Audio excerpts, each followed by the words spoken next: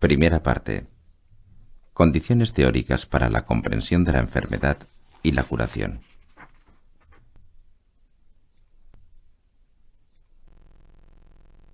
Capítulo primero. Enfermedad y síntomas. El entendimiento humano no puede aprehender la verdadera enseñanza, pero cuando dudéis y no entendáis, gustosamente dialogaré con vosotros. Yoka, Y-O-K-A, Daisy, D-A-I-S-H-I, Shodoka, S-H-O-D-O-K-A. Vivimos en una época en la que la medicina continuamente ofrece al asombrado profano nuevas soluciones, fruto de unas posibilidades que rayan en lo milagroso. Pero al mismo tiempo se hacen más audibles las voces de desconfianza hacia esta casi omnipotente medicina moderna. Es cada día mayor el número de los que confían más en los métodos, antiguos o modernos, de la medicina naturista o de la medicina homeopática, que en la archicientífica medicina académica. No faltan los motivos de crítica: efectos secundarios, mutación de los síntomas, falta de humanidad, costes exorbitantes y otros muchos. Pero más interesante que los motivos de crítica es la existencia de la crítica en sí, ya que antes de concretarse racionalmente, la crítica responde a un sentimiento difuso de que algo falla, y que el camino emprendido, a pesar de que la acción se desarrolla de forma consecuente, o precisamente a causa de ello, no conduce al objetivo deseado. Esta inquietud es común a muchas personas, entre ellas no pocos médicos jóvenes. De todos modos, la unanimidad se rompe cuando de proponer alternativas se trata. Para unos, la solución está en la socialización de la medicina; para otros, en la sustitución de la quimioterapia por remedios naturales y vegetales. Mientras unos ven la solución de todos los problemas en la investigación de las radiaciones telúricas, otros propugnan la homeopatía. Los acupuntores y los investigadores de los focos abogan por desplazar la atención del plano morfológico al plano energético de la fisiología. Si contemplamos en su conjunto todos los esfuerzos y métodos extraacadémicos, observamos, además de una gran receptividad para toda la diversidad de métodos, el afán de considerar al ser humano en su totalidad como ente físico-psíquico. Ya para nadie es un secreto que la medicina académica ha perdido de vista al ser humano. La superespecialización y el análisis son los conceptos fundamentales en los que se basa la investigación. Pero estos métodos, al tiempo que proporcionan un conocimiento del detalle más minucioso y preciso, hacen que el todo se diluya. Si prestamos atención al animado debate que se mantiene en el mundo de la medicina, observamos que generalmente se discute de los métodos y de su funcionamiento, y que hasta ahora se ha hablado muy poco de la teoría o filosofía de la medicina. Si bien es cierto que la medicina se sirve en gran medida de operaciones concretas y prácticas, en cada una de ellas se expresa deliberada o inconscientemente la filosofía determinante. La medicina moderna no falla por falta de posibilidades de actuación, sino por el concepto sobre el que a menudo implícita e irreflexivamente basa su actuación. La medicina falla por su filosofía, o más exactamente por su falta de filosofía. Hasta ahora, la actuación de la medicina responde solo a criterios de funcionalidad y eficacia. La falta de un fondo le ha valido el calificativo de inhumana. Si bien esta inhumanidad se manifiesta en muchas situaciones concretas y externas, no es un defecto que pueda remediarse con simples modificaciones funcionales. Muchos síntomas indican que la medicina está enferma, y tampoco esta paciente puede curarse a base de tratar los síntomas. Sin embargo, la mayoría de críticos de la medicina académica y propagandistas de formas de curación alternativas asumen automáticamente el criterio de la medicina académica y concentran todas sus energías en la modificación de las formas, métodos. En este libro nos proponemos ocuparnos del problema de la enfermedad y la curación, pero nosotros no nos atenemos a los valores consabidos y que todos consideran indispensables. Desde luego, ello hace nuestro propósito difícil y peligroso, ya que comporta indagar sin escrúpulos en terreno considerado vedado por la colectividad.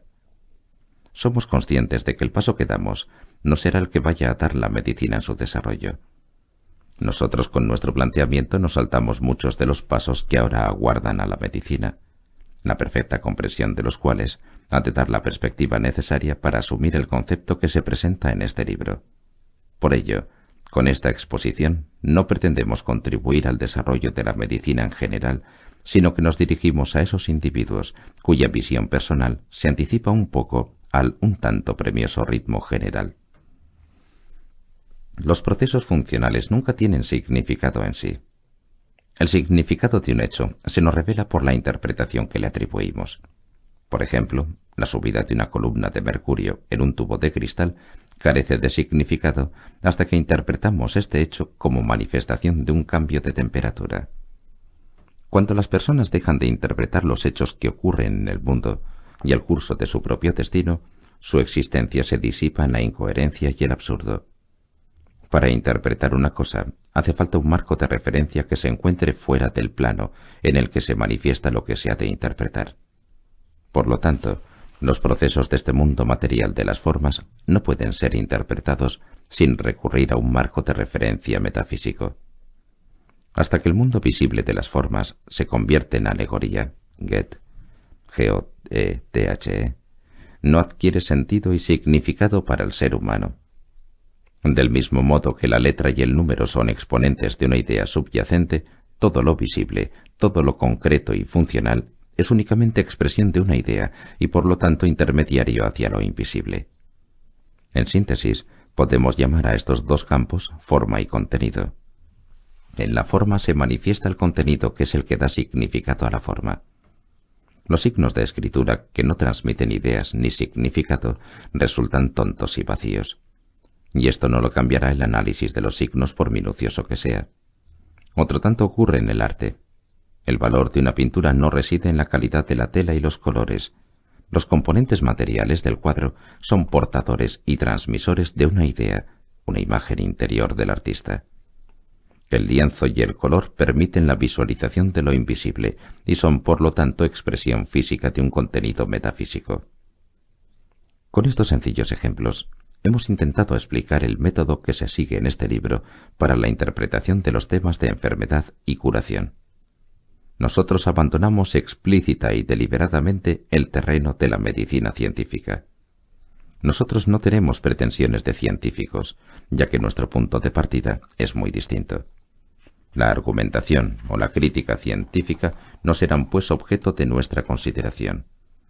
Nos apartamos deliberadamente del marco científico porque éste se limita precisamente al plano funcional y por ello impide que se manifieste el significado. Esta exposición no se dirige a racionalistas y materialistas declarados, sino a aquellas personas que estén dispuestas a seguir los senderos tortuosos y no siempre lógicos de la mente humana. Serán buenos compañeros para este viaje por el alma humana, un pensamiento ágil, imaginación, ironía y buen oído para los trasfondos del lenguaje. Nuestro empeño exige también tolerancia a las paradojas y la ambivalencia, y excluye la pretensión de alcanzar inmediatamente la unívoca iluminación mediante la destrucción de una de las opciones. Tanto en medicina como en el lenguaje popular se habla de las más diversas enfermedades. Esta inexactitud verbal indica claramente la universal incomprensión que sufre el concepto de enfermedad. La enfermedad es una palabra que sólo debería tener singular. Decir enfermedades en plural es tan tonto como decir saludes. Enfermedad y salud son conceptos singulares, por cuanto que se refieren a un estado del ser humano y no a órganos o partes del cuerpo, como parece querer indicar el lenguaje habitual. El cuerpo nunca está enfermo ni sano, ya que en él sólo se manifiestan las informaciones de la mente. El cuerpo no hace nada por sí mismo. Para comprobarlo basta ver un cadáver. El cuerpo de una persona viva debe su funcionamiento precisamente a estas dos instancias inmateriales que solemos llamar conciencia, alma, y vida, espíritu. La conciencia emite la información que se manifiesta y se hace visible en el cuerpo. La conciencia es al cuerpo lo que un programa de radio al receptor. Dado que la conciencia representa una cualidad inmaterial y propia, naturalmente no es producto del cuerpo ni depende de la existencia de éste. Lo que ocurre en el cuerpo de un ser viviente es expresión de una información o concreción de la imagen correspondiente. Imagen en griego es eidolon y se refiere también al concepto de la idea. Cuando el pulso y el corazón siguen un ritmo determinado, la temperatura corporal mantiene un nivel constante, las glándulas segregan hormonas y en el organismo se forman anticuerpos. Estas funciones no pueden explicarse por la materia en sí, sino que dependen de una información concreta, cuyo punto de partida es la conciencia. Cuando las distintas funciones corporales se conjugan de un modo determinado, se produce un modelo que nos parece armonioso y por ello lo llamamos salud. Si una de las funciones se perturba, la armonía del conjunto se rompe y entonces hablamos de enfermedad. Enfermedades significa pues la pérdida de una armonía o también el trastorno de un orden hasta ahora equilibrado. Después veremos que en realidad, contemplada desde otro punto de vista, la enfermedad es la instauración de un equilibrio. Ahora bien, la pérdida de armonía se produce en la conciencia, en el plano de la información y en el cuerpo solo se muestra.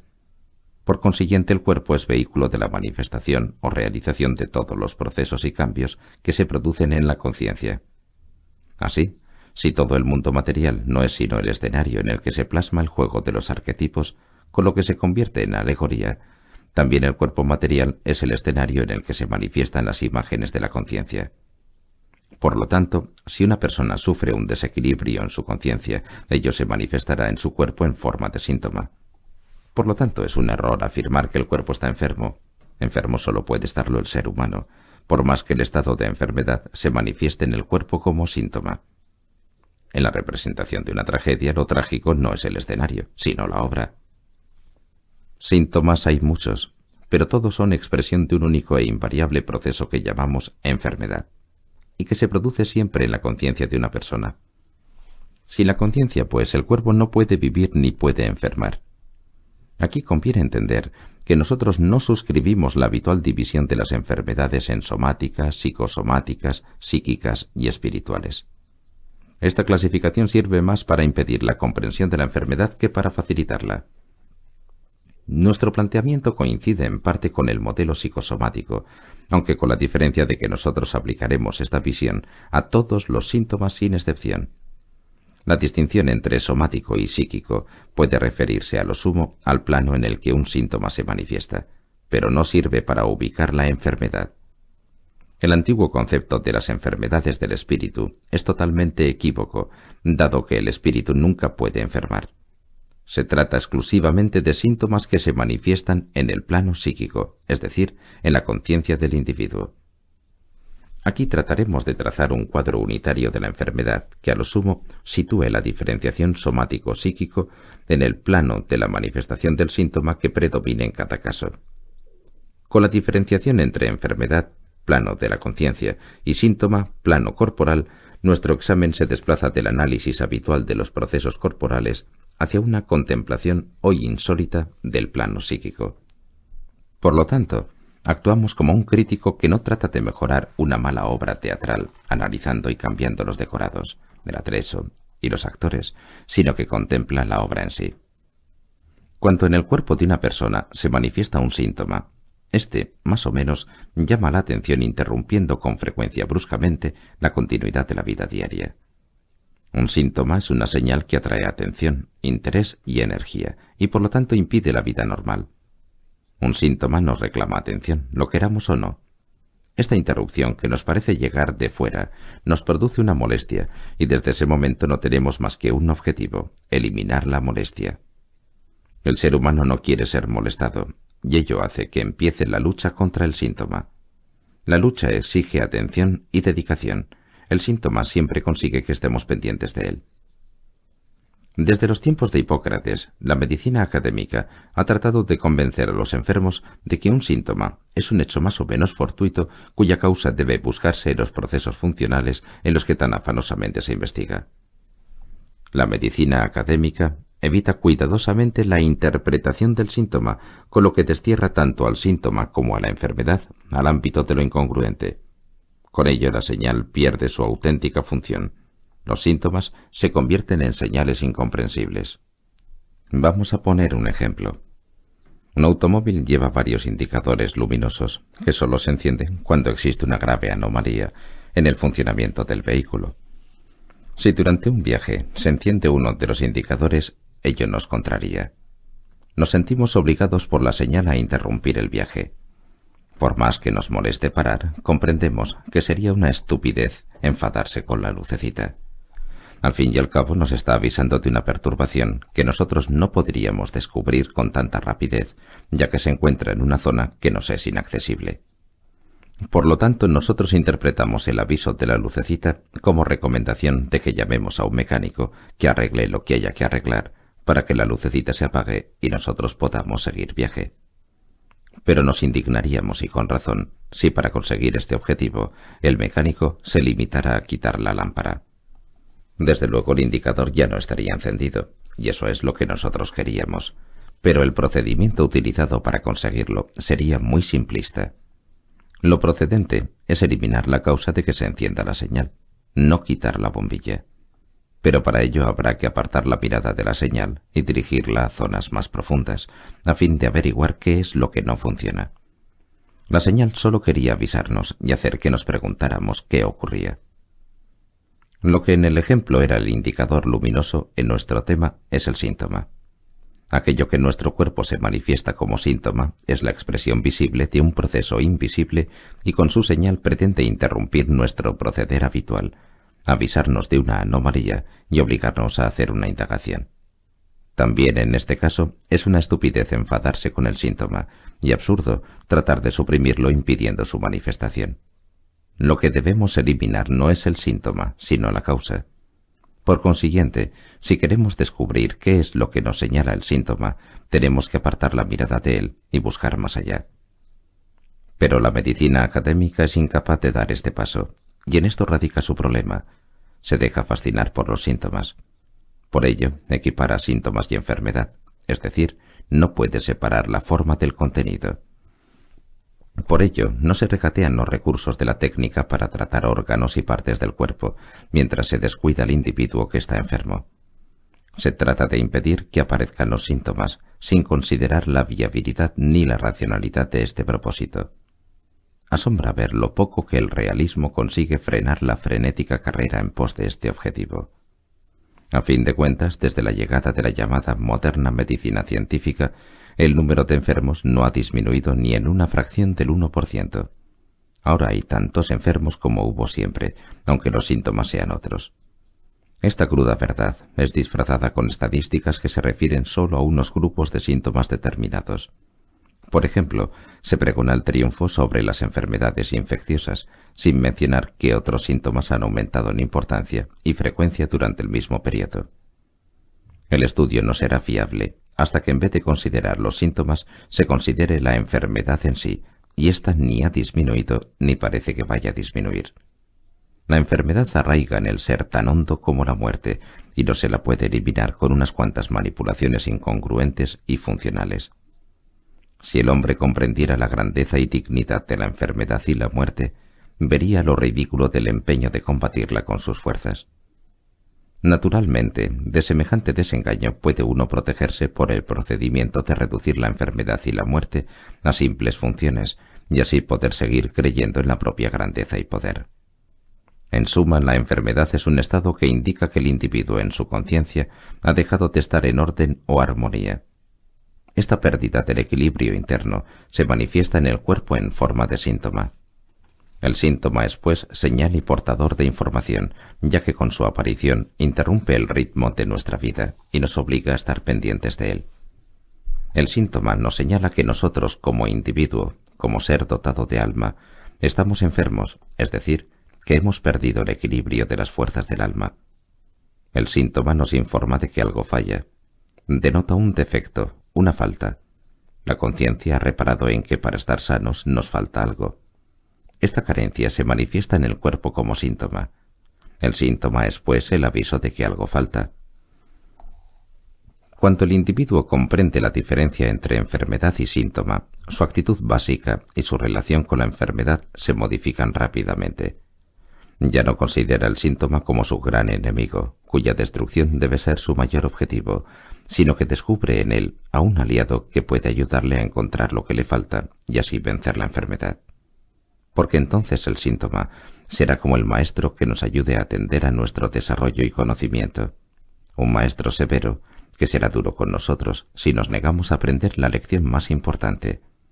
La enfermedad no tiene más que un fin: ayudarnos a subsanar nuestras faltas y hacernos sanos.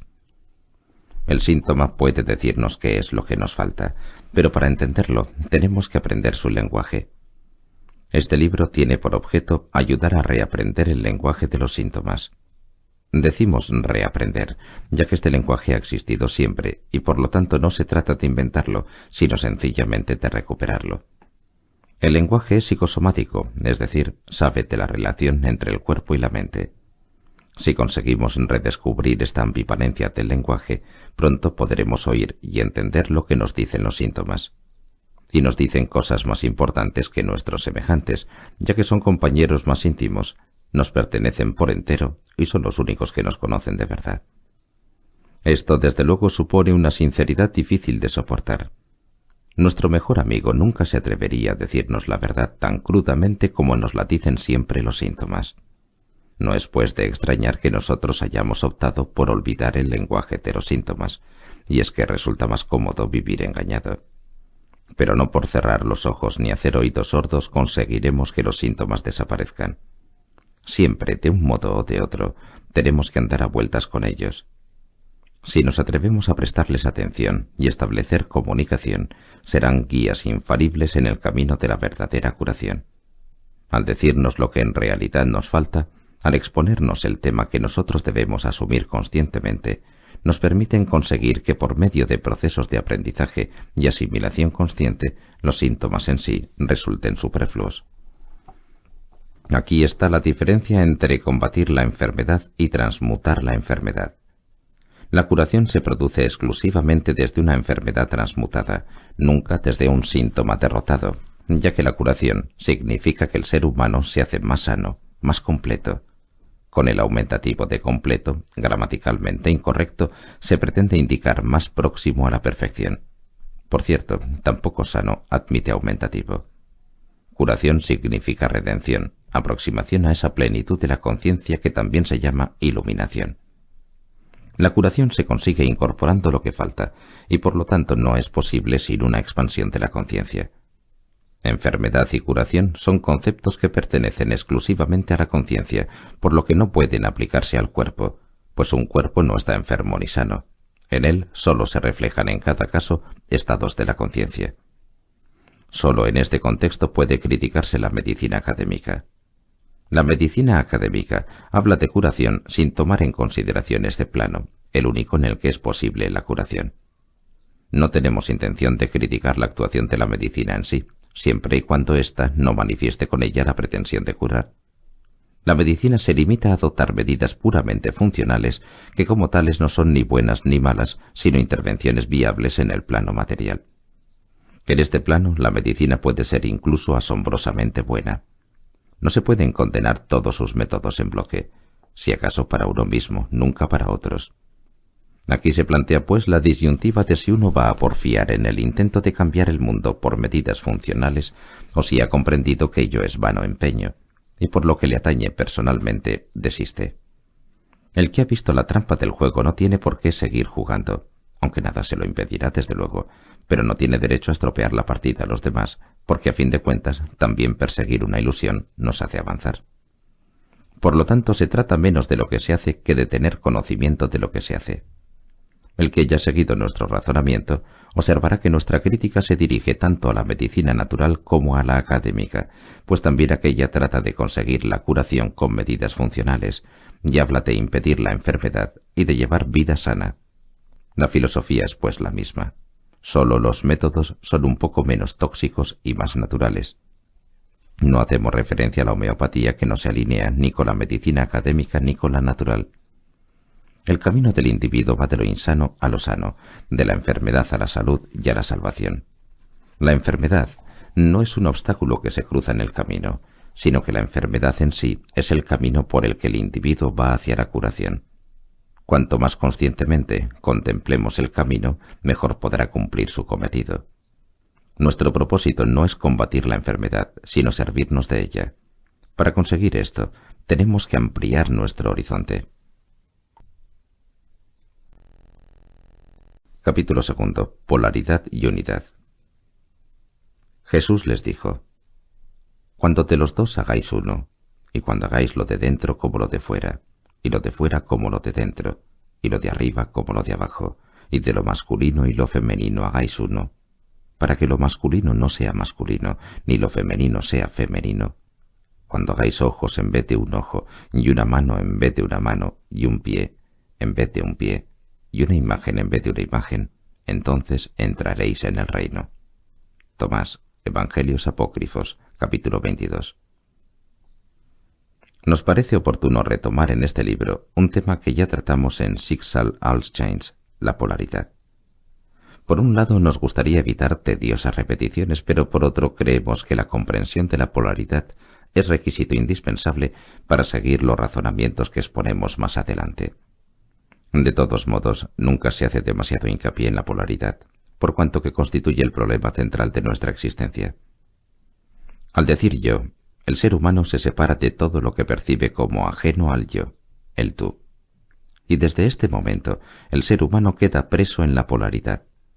Su yo lo ata al mundo de los contrapuntos que no se cifran solo en el yo y el tú, sino también en lo interno y lo externo, mujer y hombre, bien y mal, verdad y mentira, etc. El ego del individuo le hace imposible percibir, reconocer o imaginar siquiera la unidad o el todo en cualquier forma. La conciencia lo escinde todo en parejas de contrarios que nos plantea un conflicto porque nos obligan a diferenciar y a decidir.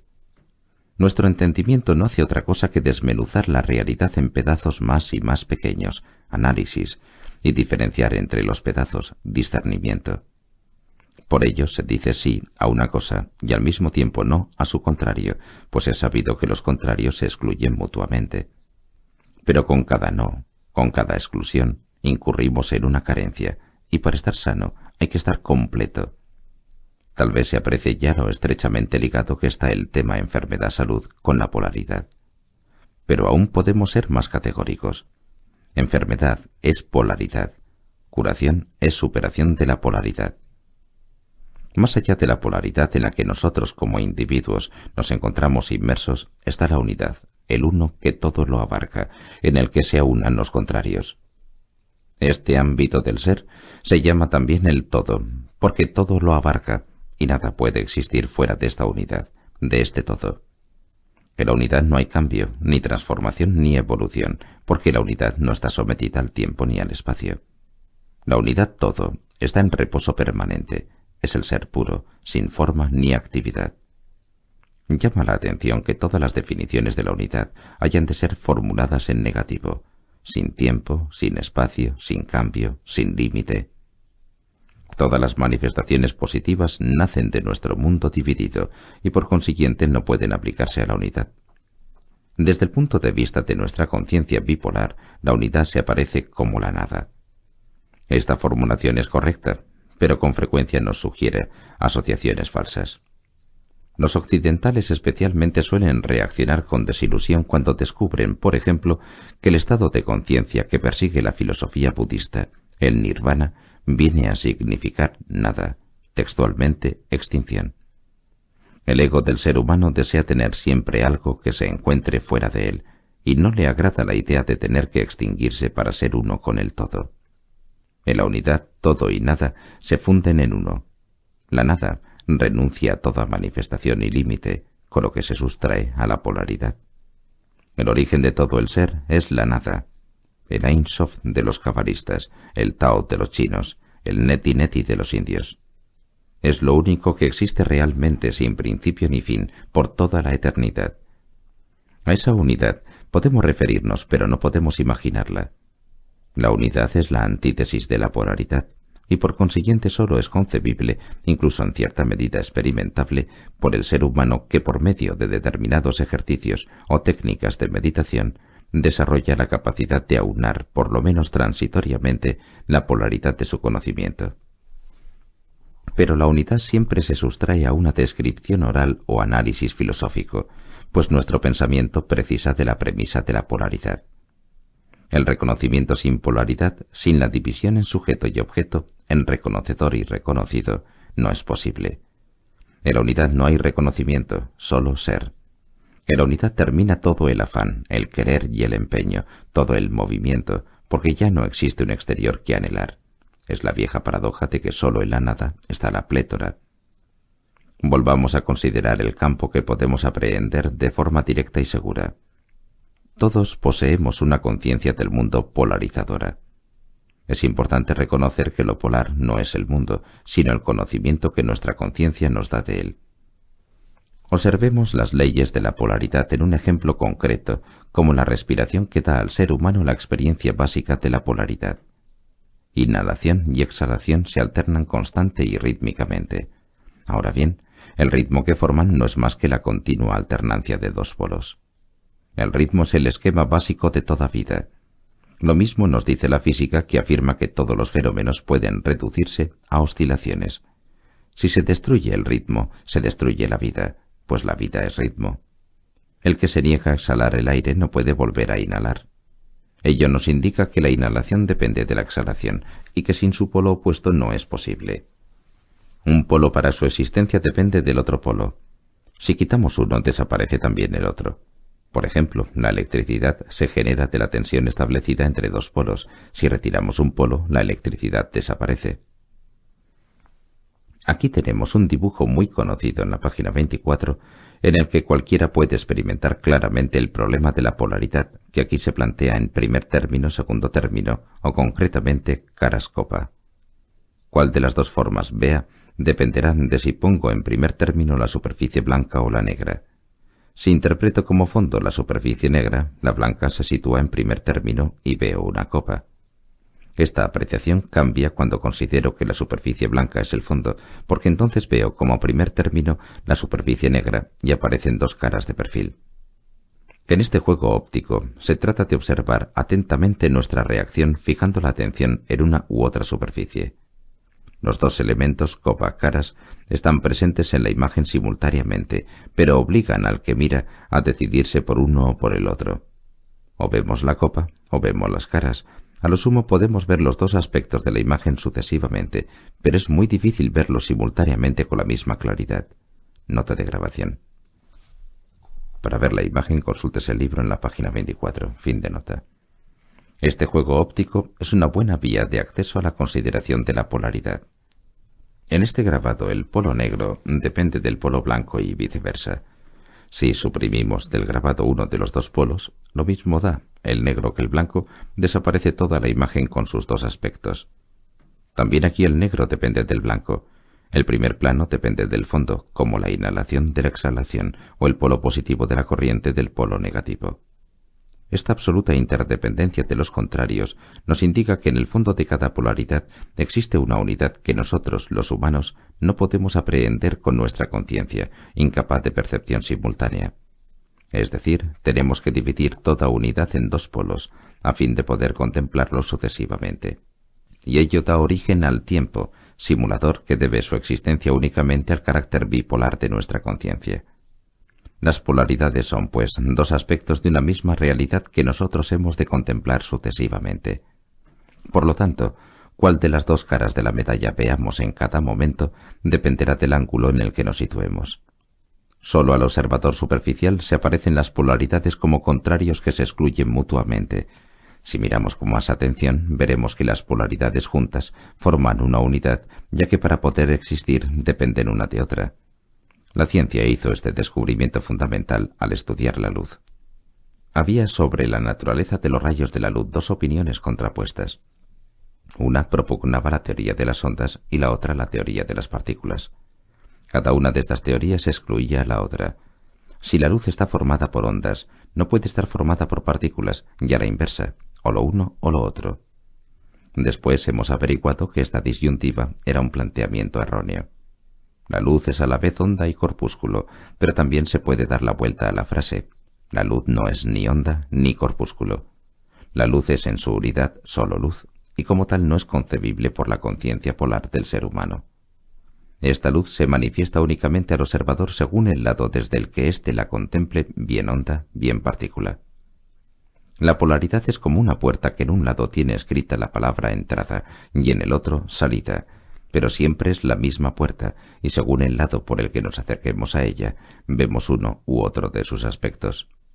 A causa de este imperativo de dividir lo unitario en aspectos que luego hemos de contemplar sucesivamente, se crea el concepto de tiempo, porque de la contemplación con una conciencia bipolar, la simultaneidad del ser se convierte en sucesión.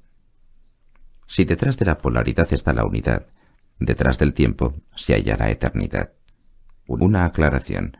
Entendemos eternidad en el sentido metafísico de intemporalidad, no en el que le da la teología cristiana de un largo, infinito continuum de tiempo. En el estudio de las lenguas primitivas también observamos cómo nuestra conciencia y afán de aprehensión divide en contrarios lo que originariamente era unitario. Al parecer, los individuos de culturas pretéritas eran más capaces de ver la unidad detrás de las dualidades, ya que en las lenguas antiguas muchas palabras tienen acepciones que se contradicen. No fue sino con la evolución del lenguaje cuando, principalmente mediante transposición o prolongación de las vocales, se empezó a atribuir a un único polo una voz originariamente ambivalente. Ya Sigmund Freud comenta el fenómeno en su Contrasentido de las palabras originales. Por ejemplo, no es difícil descubrir la raíz común de las siguientes palabras latinas: clamare, igual a clamar, y clam, quieto, o sicus, seco, y sucus, juego. Altus tanto puede significar alto como profundo. En griego, fármacon significa tanto veneno como remedio. En alemán, las palabras stumm, stumm, mudo, y stime, stimme, voz, pertenecen a la misma familia, y en inglés apreciamos la polaridad en la palabra without, literalmente consin, que en la práctica solo se atribuye a uno de los polos, concretamente sin. Aún nos aproxima más a nuestro tema el parentesco semántico de vos, b o con diéresis s, y vas, bass. La palabra vas significa en alto alemán gut, bueno. Esta palabra solo la encontramos ya en dos locuciones compuestas: für was, fu con diéresis r, bass, que significa for word, fu con diéresis r, war, verdaderamente, y vas, bass, erstaunt, erstaunt, que puede interpretarse como ser, sehr, arstaunt, arstaunt, muy asombrado. A la misma rama pertenece también la palabra bad, bad, malo, al igual que las alemanas Busse, busse, y Büßen, bu con diéresis ssen, penitencia y purgar. Este fenómeno semántico, según el cual originariamente se utilizaba una misma palabra para expresar significados contrarios, como bueno o malo, nos indica claramente la unidad que existe detrás de cada polaridad. Precisamente la equiparación de bueno y malo nos ocupará más adelante y revela la gran trascendencia que tiene la comprensión del tema de la polaridad. La polaridad de nuestra conciencia la experimentamos subjetivamente en la alternancia de dos estados que se distinguen claramente uno de otro: la vigilancia y el sueño, estados que nosotros experimentamos como correspondencia interna de la polaridad externa día-noche de la naturaleza. Por lo tanto, hablamos corrientemente de un estado de conciencia diurno y un estado de conciencia nocturno, o del lado diurno y el lado nocturno del alma.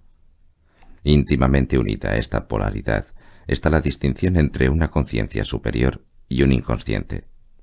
Por lo tanto, durante el día, esa región de conciencia que habitamos por la noche y de la que surgen los sueños es para nosotros el inconsciente.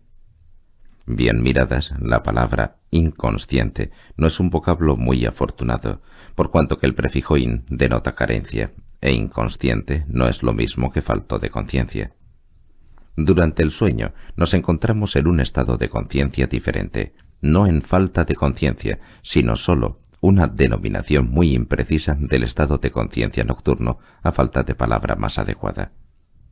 Pero ¿por qué nos identificamos tan evidentemente con la conciencia diurna? Desde la difusión de la psicología profunda, estamos acostumbrados a imaginar nuestra conciencia dividida en estratos, y a distinguir entre un supraconsciente, un subconsciente y un inconsciente. Esta clasificación en superior e inferior no es obligatoria, desde luego, pero corresponde a una percepción espacial simbólica que atribuye al cielo y a la luz el estrato superior y a la tierra y la oscuridad el estrato inferior del espacio.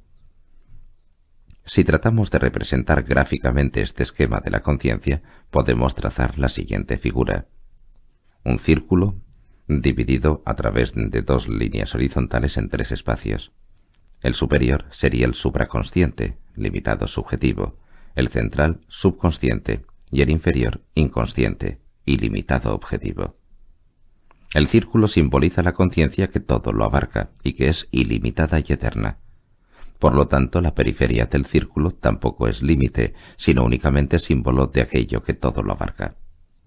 El ser humano está separado de esto por su yo, lo que da lugar a la creación de su supraconsciente subjetivo ilimitado. Por lo tanto, no tiene acceso al resto de la conciencia, es decir, a la conciencia cósmica, le es desconocida. C. G. Jung, J.U.N.G., llama a este estrato el inconsciente colectivo. La línea divisoria entre su yo y el restante mar de la conciencia no es, sin embargo, un absoluto. Más bien podría denominarse una especie de membrana permeable por ambos lados. Esta membrana corresponde al subconsciente.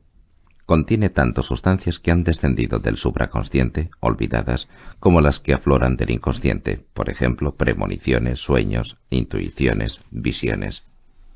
Si una persona se identifica exclusivamente con su supraconsciente, reducirá la permeabilidad del subconsciente, ya que las sustancias inconscientes le parecerán extrañas y, por consiguiente, generadoras de angustia. La mayor permeabilidad puede infundir facultades de médium.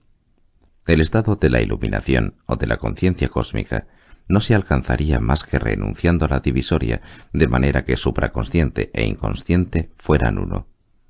Desde luego, este paso equivale a la destrucción del yo, cuya evidencia se encuentra en la delimitación. En la terminología cristiana, este paso está descrito con las palabras yo, supraconsciente, y mi Padre, inconsciente, somos uno. La conciencia humana tiene su expresión física en el cerebro, atribuyéndose a la corteza cerebral la facultad específicamente humana del discernimiento y el juicio. No es de extrañar que la polaridad de la conciencia humana se refleje claramente en la anatomía misma del cerebro.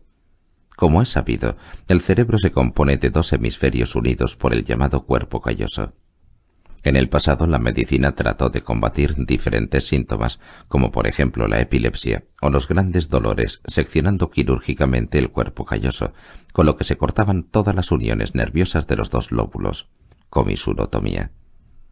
A pesar de lo aparatoso de la intervención, a primera vista apenas se observaban deficiencias en los pacientes. Así se descubrió que los dos hemisferios son como dos cerebros que pueden funcionar independientemente. Pero al someter a los operados a determinadas pruebas, se vio que los dos hemisferios cerebrales se distinguen claramente tanto por su naturaleza como por sus funciones respectivas. Ya sabemos que los nervios de cada lado del cuerpo son gobernados por el hemisferio contrario, es decir, la parte derecha del cuerpo humano es gobernada por el hemisferio izquierdo y viceversa. Si se vendan los ojos a uno de estos pacientes y se le pone, por ejemplo, un sacacorchos en la mano izquierda, él es incapaz de nombrar el objeto. Es decir, no puede encontrar el nombre que corresponde al sacacorchos que está palpando, pero no tiene dificultad alguna en utilizarlo adecuadamente. Cuando se le pone el objeto en la mano derecha, ocurre todo lo contrario. Ahora sabe cómo se llama, pero no sabe utilizarlo. Al igual que las manos, también los oídos y los ojos están unidos al hemisferio cerebral contrario. En otro experimento, a una paciente operada de comisurotomía, se le presentaron diferentes figuras geométricas al tiempo que se le tapaba sucesivamente el ojo derecho y el izquierdo. Cuando se proyectó un desnudo ante el campo visual del ojo izquierdo, por lo que la imagen solo podía percibirse por el hemisferio derecho, la paciente se sonrojó y se rió. Pero a la pregunta del investigador de qué había visto, contestó: nada, solo un fogonazo, y siguió riendo. Es decir, que la imagen percibida por el hemisferio derecho produjo una reacción, pero ésta no pudo ser captada por el pensamiento ni formulada con palabras. Si se llevan olores solo a la fosa nasal izquierda, también se produce la reacción correspondiente, pero el paciente no puede identificar el olor. Si se muestra a un paciente una palabra compuesta, como por ejemplo baloncesto, de manera que el ojo izquierdo solo puede ver la primera parte, balón, y el derecho la segunda, cesto, el paciente leerá únicamente cesto, pues la palabra balón no puede ser analizada por el lóbulo derecho. Con estos experimentos, desarrollados y elaborados en los últimos tiempos, se ha recopilado información que puede condensarse así. Uno y otro hemisferio se diferencian claramente por sus funciones, su capacidad y sus respectivas responsabilidades. El hemisferio izquierdo podría denominarse el hemisferio verbal, pues es el encargado de la lógica y la estructura del lenguaje, de la escritura y la lectura. Descifra analítica y racionalmente todos los estímulos de estas áreas, es decir, que piensa en forma digital. El hemisferio izquierdo es también el encargado del cálculo y la numeración. La noción del tiempo se alberga asimismo en el hemisferio izquierdo. En el hemisferio derecho encontramos todas las facultades opuestas. En lugar de capacidad analítica permite la visión de conjunto de ideas, funciones y estructuras complejas. Esta mitad cerebral permite concebir un todo, figura, partiendo de una pequeña parte, pars pro toto. Al parecer debemos también al hemisferio cerebral derecho la facultad de concepción y estructuración de elementos lógicos, conceptos superiores, abstracciones, que no existen en la realidad. En el lóbulo derecho encontramos únicamente formas orales arcaicas que no se rigen por la sintaxis, sino por esquemas de sonidos y asociaciones. Tanto la lírica como el lenguaje de los esquizofrénicos son exponentes del lenguaje producido por el hemisferio derecho. Aquí reside también el pensamiento analógico y el arte para utilizar los símbolos. El hemisferio derecho genera también las fantasías y los sueños de la imaginación y desconoce la noción del tiempo que posee el hemisferio izquierdo. Según la actividad del individuo, domina en él uno u otro hemisferio. El pensamiento lógico, la lectura, la escritura y el cálculo exigen el predominio del hemisferio izquierdo, mientras que para escuchar música, soñar, imaginar y meditar se utiliza preferentemente el hemisferio derecho.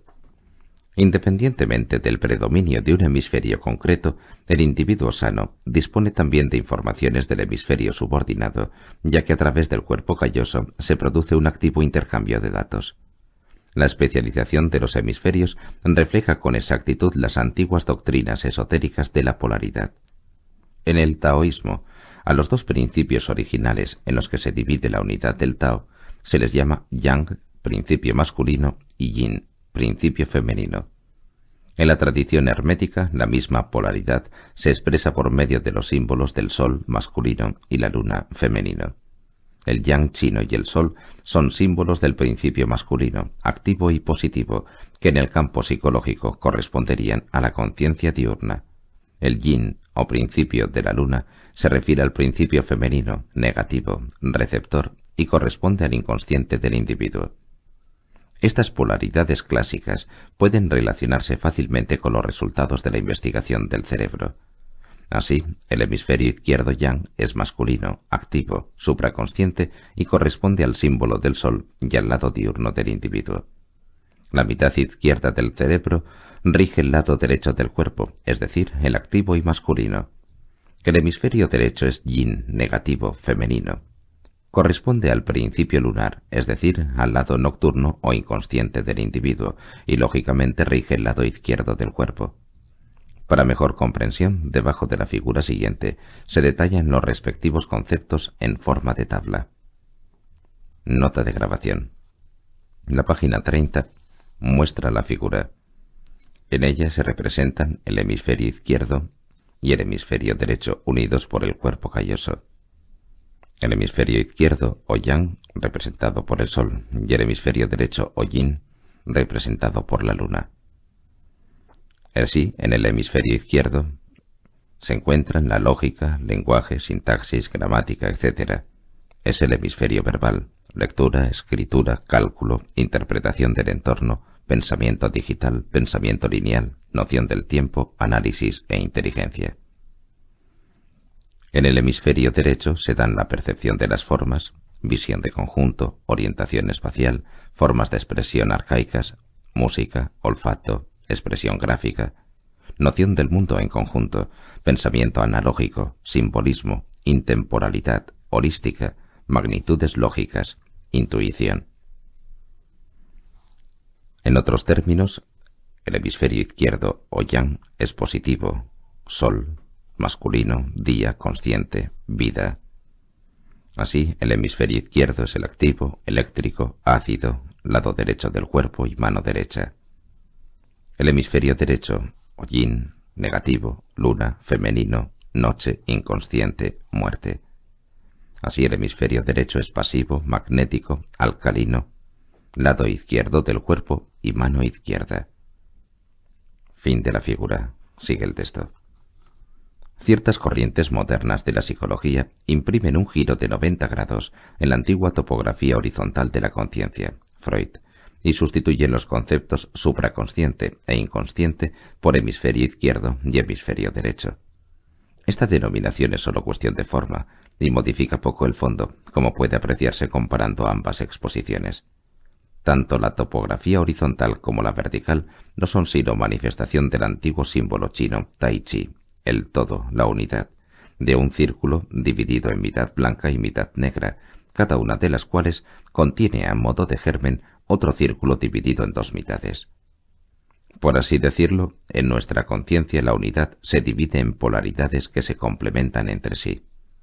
Es fácil imaginar lo incompleto que estaría el individuo que solo tuviera una de las dos mitades del cerebro. Pues bien, no es más completa la noción del mundo que impera en nuestro tiempo, por cuanto que es la que corresponde a la mitad izquierda del cerebro. Desde esta única perspectiva, solo se aprecia lo racional, concreto y analítico, fenómenos que se inscriben en la causalidad y el tiempo. Pero una noción del mundo tan racional solo encierra media verdad, porque es la perspectiva de media conciencia, de medio cerebro. Todo el contenido de la conciencia que la gente gusta de llamar con displicencia irracional, ilusorio y fantástico no es más que la facultad del ser humano de mirar el mundo desde el polo opuesto. Nota de grabación. La página 32 muestra en dos gráficas la topografía horizontal de la conciencia, representada por un círculo dividido a través de dos líneas horizontales en tres espacios, que como ya dijimos el superior representa el supraconsciente, limitado subjetivo, el central el subconsciente y el inferior el inconsciente u objetivo ilimitado. El otro gráfico representa la topografía vertical de la conciencia. En él se representan los dos hemisferios cerebrales, unidos a través del cuerpo calloso, hemisferio izquierdo o yang y hemisferio derecho o yin. A su lado y respectivamente se encuentra el símbolo del Tai Chi.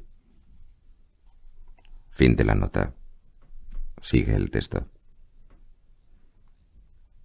La distinta valoración que se ha dado a estos dos puntos de vista complementarios se observa en la circunstancia de que en el estudio de las diferentes facultades de uno y otro hemisferio cerebral, las aptitudes del lado izquierdo se reconocieron y describieron con rapidez y facilidad, pero costó mucho averiguar el significado del hemisferio derecho, el cual no parecía producir actos coherentes.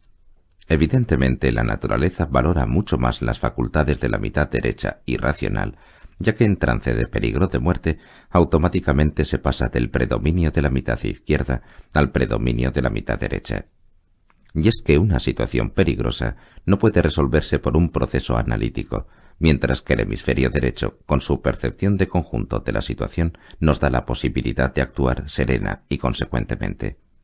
A esta conmutación automática responde, por cierto, el conocido fenómeno de la visualización instantánea de toda la vida en un segundo. En trance de muerte, el individuo revive toda su vida. Experimenta una vez más todas las situaciones de su trayectoria vital, buena muestra de lo que antes llamamos la intemporalidad de la mitad derecha.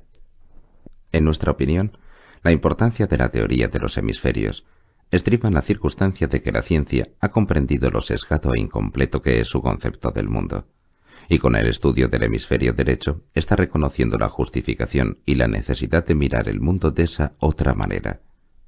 Al mismo tiempo, sobre esta base, se podría aprender a comprender la ley de la polaridad como ley fundamental del mundo. Pero este empeño fracasa casi siempre por la absoluta incapacidad de la ciencia para el pensamiento analógico, mitad derecha.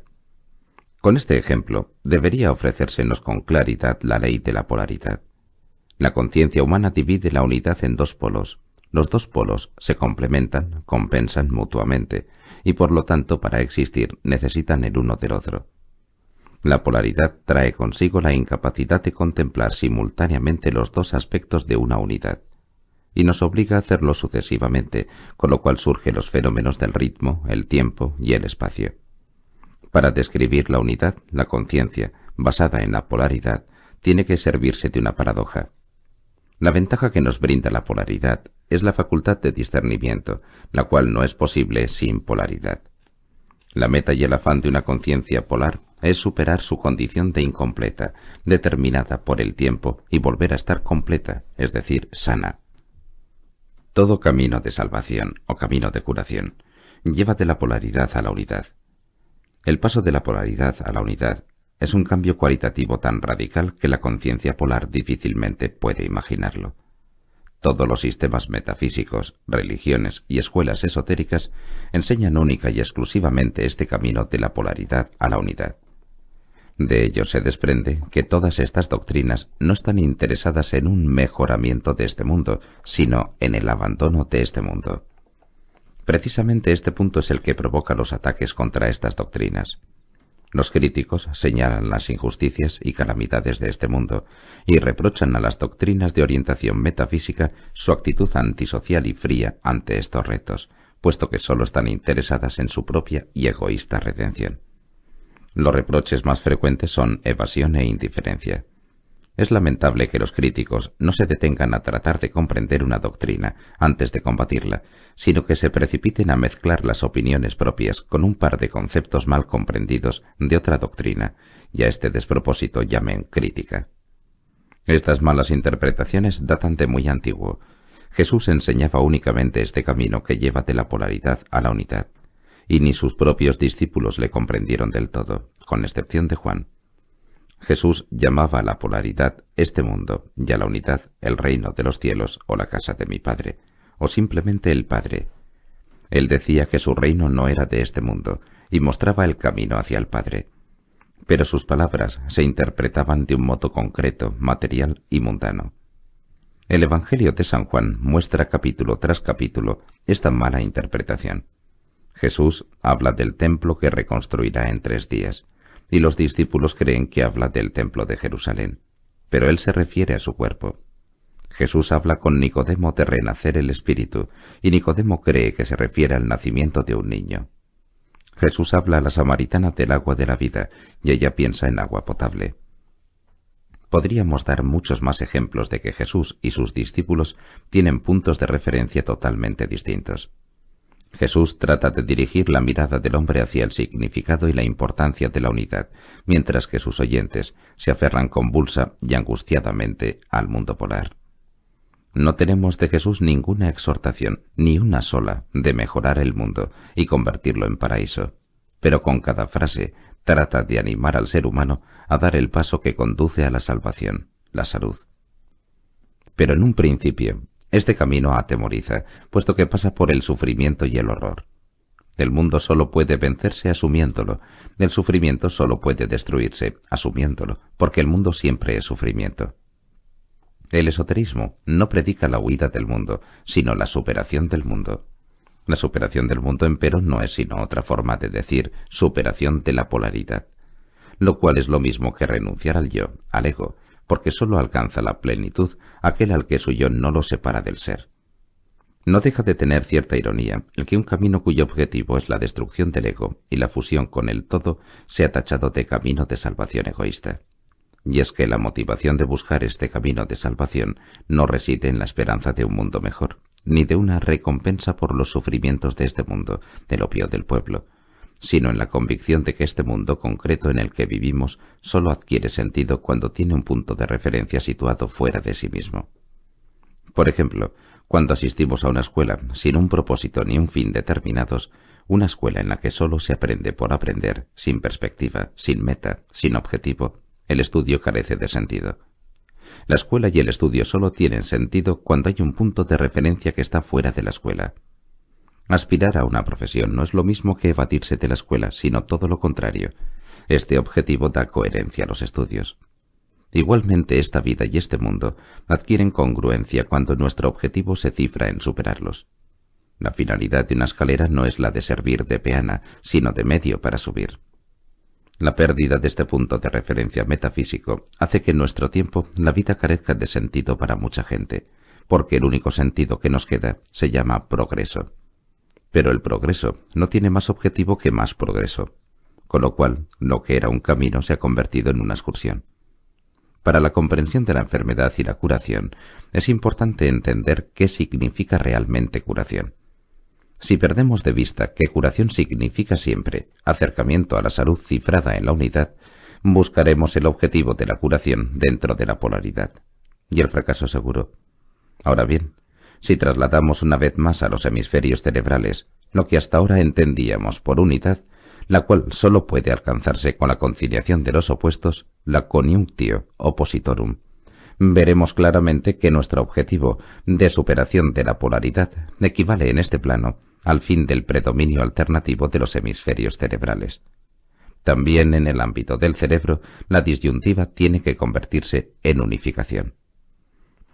Aquí se pone de manifiesto la verdadera importancia del cuerpo calloso, el cual tiene que ser tan permeable que haga de los dos cerebros uno. Esta simultánea disponibilidad de las facultades de ambas mitades del cerebro sería el equivalente corporal de la iluminación. Es el mismo proceso que hemos descrito ya en nuestro modelo de conciencia horizontal. Cuando el supraconsciente subjetivo se funde con el inconsciente objetivo, se alcanza la plenitud. La conciencia universal de este paso de la polaridad a la unidad lo encontramos en infinidad de formas de expresión. Ya hemos mencionado la filosofía china del taoísmo, en la que las dos fuerzas universales se llaman yang y yin. Los hermetistas hablaban de la unión del sol y la luna, o de las bodas del fuego y el agua. Además expresaban el secreto de la unión de los opuestos en frases paradójicas tales como lo sólido tiene que fluidificarse y el fluido solidificarse. El antiguo símbolo de la vara de Hermes, caduceo, expresa la misma ley. Aquí las dos serpientes representan las fuerzas polares que deben unirse en la vara. Este símbolo lo encontramos en la filosofía india, en la forma de las dos corrientes de energía que recorren el cuerpo humano, llamadas Ida, femenina, y Pingala, masculina, y que se enroscan cual serpientes en torno al canal medio Sushumna. Si el yogi consigue conducir la fuerza de las serpientes por el canal central hacia arriba, conoce el estado de la unidad. La cábala representa esta idea con las tres columnas del árbol de la vida, y la dialéctica lo llama tesis, antítesis y síntesis. Todos estos sistemas, de los que no mencionamos sino un par, no se encuentran en relación causal, sino que todos son expresión de una ley metafísica central que han tratado de expresar en diferentes planos concretos o simbólicos. A nosotros no nos importa un sistema determinado, sino la perspectiva de la ley de la polaridad y su vigencia en todos los planos del mundo de las formas. La polaridad de nuestra conciencia nos coloca constantemente ante dos posibilidades de acción y nos obliga, si no queremos sumirnos en la apatía, a decidir. Siempre hay dos posibilidades, pero nosotros solo podemos realizar una. Por lo tanto, en cada acción siempre queda irrealizada la posibilidad contraria. Tenemos que elegir y decidirnos entre quedarnos en casa o salir, trabajar o no hacer nada, tener hijos o no tenerlos, reclamar el dinero o perdonar la deuda, matar al enemigo o dejarle vivir. El tormento de la elección nos persigue constantemente. No podemos eludir la decisión porque no hacer nada es ya decidir contra la acción. No decidir es una decisión contra la decisión. Ya que tenemos que decidirnos, por lo menos procuramos que nuestra decisión sea sensata o correcta, y para ello necesitamos cánones de valoración. Cuando disponemos de estos cánones, las decisiones son fáciles. Tenemos hijos porque sirven para preservar la especie humana. Matamos a nuestros enemigos porque amenazan a nuestros hijos. Comemos verdura porque es saludable y damos de comer al hambriento porque es ético. Este sistema funciona bien y facilita las decisiones. Uno no tiene más que hacer lo correcto. Lástima que nuestro sistema de valoración que nos ayuda a decidir sea cuestionado constantemente por otras personas que optan en cada caso por la decisión contraria y lo justifican con otro sistema de valores. Hay gente que decide no tener hijos porque ya hay demasiada gente en el mundo. Hay quien no mata a los enemigos porque los enemigos también son seres humanos. Hay quien come mucha carne porque la carne es saludable y deja que los hambrientos se mueran de hambre porque es su destino. Desde luego está claro que los valores de los demás están equivocados, y es irritante que no tenga todo el mundo los mismos valores. Y entonces uno empieza no solo a defender sus valores, sino a tratar de convencer al mayor número posible de semejantes de las excelencias de estos valores.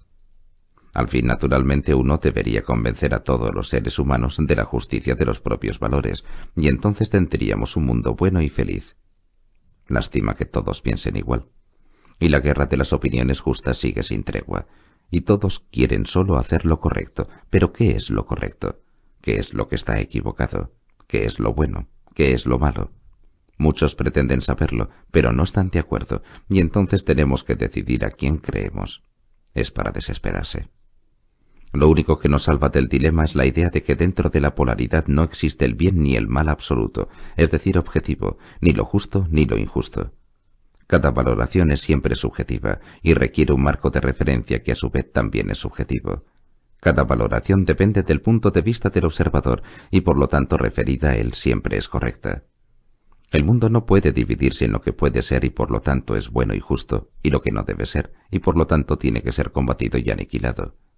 Este dualismo de opuestos irreconciliables, verdad-error, bien-mal, Dios y demonio, no nos saca de la polaridad, sino que nos hunde más en ella. La solución se encuentra exclusivamente en ese tercer punto, desde el cual todas las alternativas, todas las posibilidades, todas las polaridades aparecen igual de buenas y verdaderas, o igual de malas y falsas, ya que son parte de la unidad, y por lo tanto su existencia está justificada, porque sin ellas el todo no estaría completo. Por ello, al hablar de la ley de la polaridad, hemos hecho hincapié en que un polo no puede existir sin el otro polo. Como la inhalación depende de la exhalación, así el bien depende del mal, la paz de la guerra y la salud de la enfermedad. No obstante, los hombres se empeñan en aceptar un único polo y combatir el otro. Pero quien combate cualquiera de los polos de este universo, combate el todo, porque cada parte contiene el todo, pars pro toto. Por algo dijo Jesús: lo que hicierais al más pequeño de mis hermanos, a mí me lo hacéis. Teóricamente la idea en sí es simple, pero su puesta en práctica es ardua, por lo que el ser humano se resiste a aceptarla. Si el objetivo es la unidad indiferenciada que abarca los opuestos, entonces el ser humano no puede estar completo, es decir, sano, mientras se inhiba, mientras se resista a admitir algo en su conciencia. Todo eso yo nunca lo haría. Es la forma más segura de renunciar a la plenitud y la iluminación. En este universo no hay nada que no tenga su razón de ser, pero hay muchas cosas cuya justificación escapa al individuo. En realidad, todos los esfuerzos del ser humano sirven a este fin: descubrir la razón de ser de las cosas. A esto llamamos tomar conciencia, pero no cambiar las cosas. No hay nada que cambiar ni que mejorar como no sea la propia visión. El ser humano vive durante mucho tiempo convencido de que con su actividad, con sus obras, puede cambiar, reformar, mejorar el mundo. Esta creencia es una ilusión óptica y se debe a la proyección de la transformación del propio individuo. Por ejemplo, si una persona lee un mismo libro varias veces en distintas épocas de su vida, cada lectura le producirá un efecto distinto, según la fase de desarrollo de la propia personalidad. Si no estuviera garantizada la invariabilidad del libro, uno podría creer que su contenido ha evolucionado. No menos engañosos son los conceptos de evolución y desarrollo aplicados al mundo. El individuo cree que la evolución se produce como resultado de unos procesos e intervenciones y no ve que no es sino la ejecución de un modelo ya existente. La evolución no genera nada nuevo, sino que hace que lo que es y ha sido siempre se manifieste gradualmente. La lectura de un libro es también un buen ejemplo de esto. El contenido y la acción de un libro existen a la vez, pero el lector solo puede asimilarlos con la lectura poco a poco.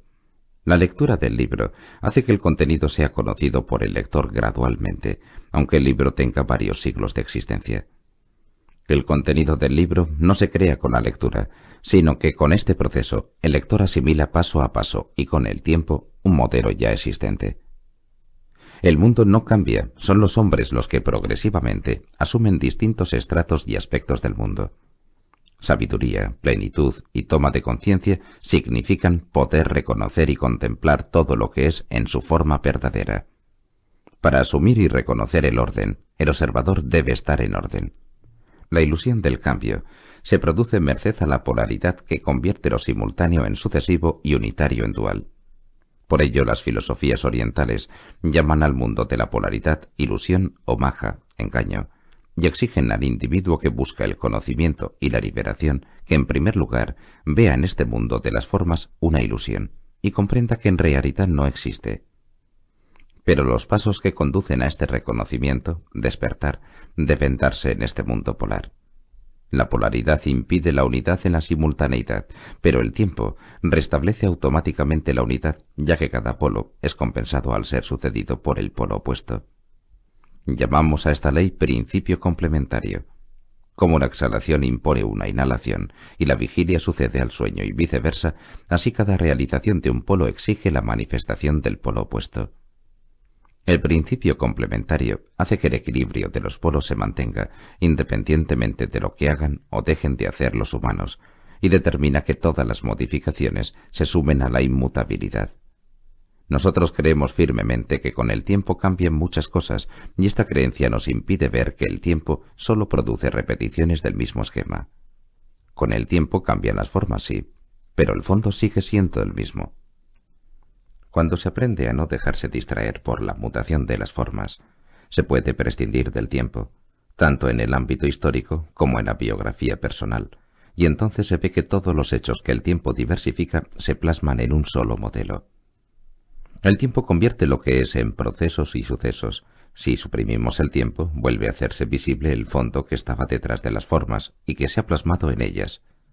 Este tema, nada fácil de entender, es la base de la terapia de la reencarnación. Para nuestras próximas reflexiones, es importante comprender la interdependencia de los dos polos y la imposibilidad de conservar un polo y suprimir el otro. Y a este imposible se orientan la mayoría de las actividades humanas. El individuo quiere la salud y combate la enfermedad, quiere mantener la paz y suprimir la guerra, quiere vivir, y para ello vencer a la muerte. Es impresionante ver que al cabo de un par de miles de años de infructuosos esfuerzos, los humanos siguen aferrados a sus conceptos. Cuando tratamos de alimentar uno de los polos, el polo opuesto crece en la misma proporción, sin que nosotros nos demos cuenta. Precisamente la medicina nos da un buen ejemplo de ello. Cuanto más se trabaja por la salud, más prolifera la enfermedad. Si queremos plantearnos este problema de una manera nueva, es necesario adoptar la óptica polar. En todas nuestras consideraciones debemos aprender a ver simultáneamente el polo opuesto. Nuestra mirada interior tiene que oscilar constantemente para que podamos salir de la unilateralidad y adquirir la visión de conjunto. Aunque no es fácil describir con palabras esta visión oscilante y polar, existen en filosofía textos que expresan estos principios. Lao Tse, que por su concisión no ha sido superado, dice en el segundo verso del Tao Te Ching: el que dice hermoso está creando feo. El que dice bien está creando mal. Resistir determina no resistir. Confuso determina simple. Alto determina bajo. Ruidoso determina silencioso. Determinado determina indeterminado. Ahora determina otrora.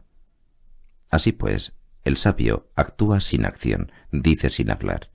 Lleva en sí todas las cosas en busca de la unidad. Él produce, pero no posee, perfecciona la vida, pero no reclama reconocimiento. Y porque nada reclama, nunca sufre pérdida.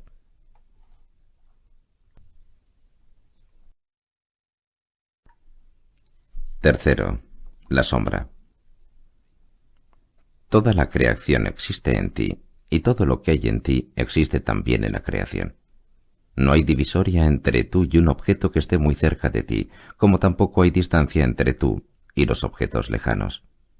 Todas las cosas, las más pequeñas y las más grandes, las más bajas y las más altas, están en ti y son de tu misma condición. Un solo átomo contiene todos los elementos de la tierra, un solo movimiento del espíritu contiene todas las leyes de la vida. En una sola gota de agua se encuentra el secreto del inmenso océano. Una sola manifestación de ti contiene todas las manifestaciones de la vida. Kahil, K-A-H-I-L, Gibran, G-I-B-R-A-N.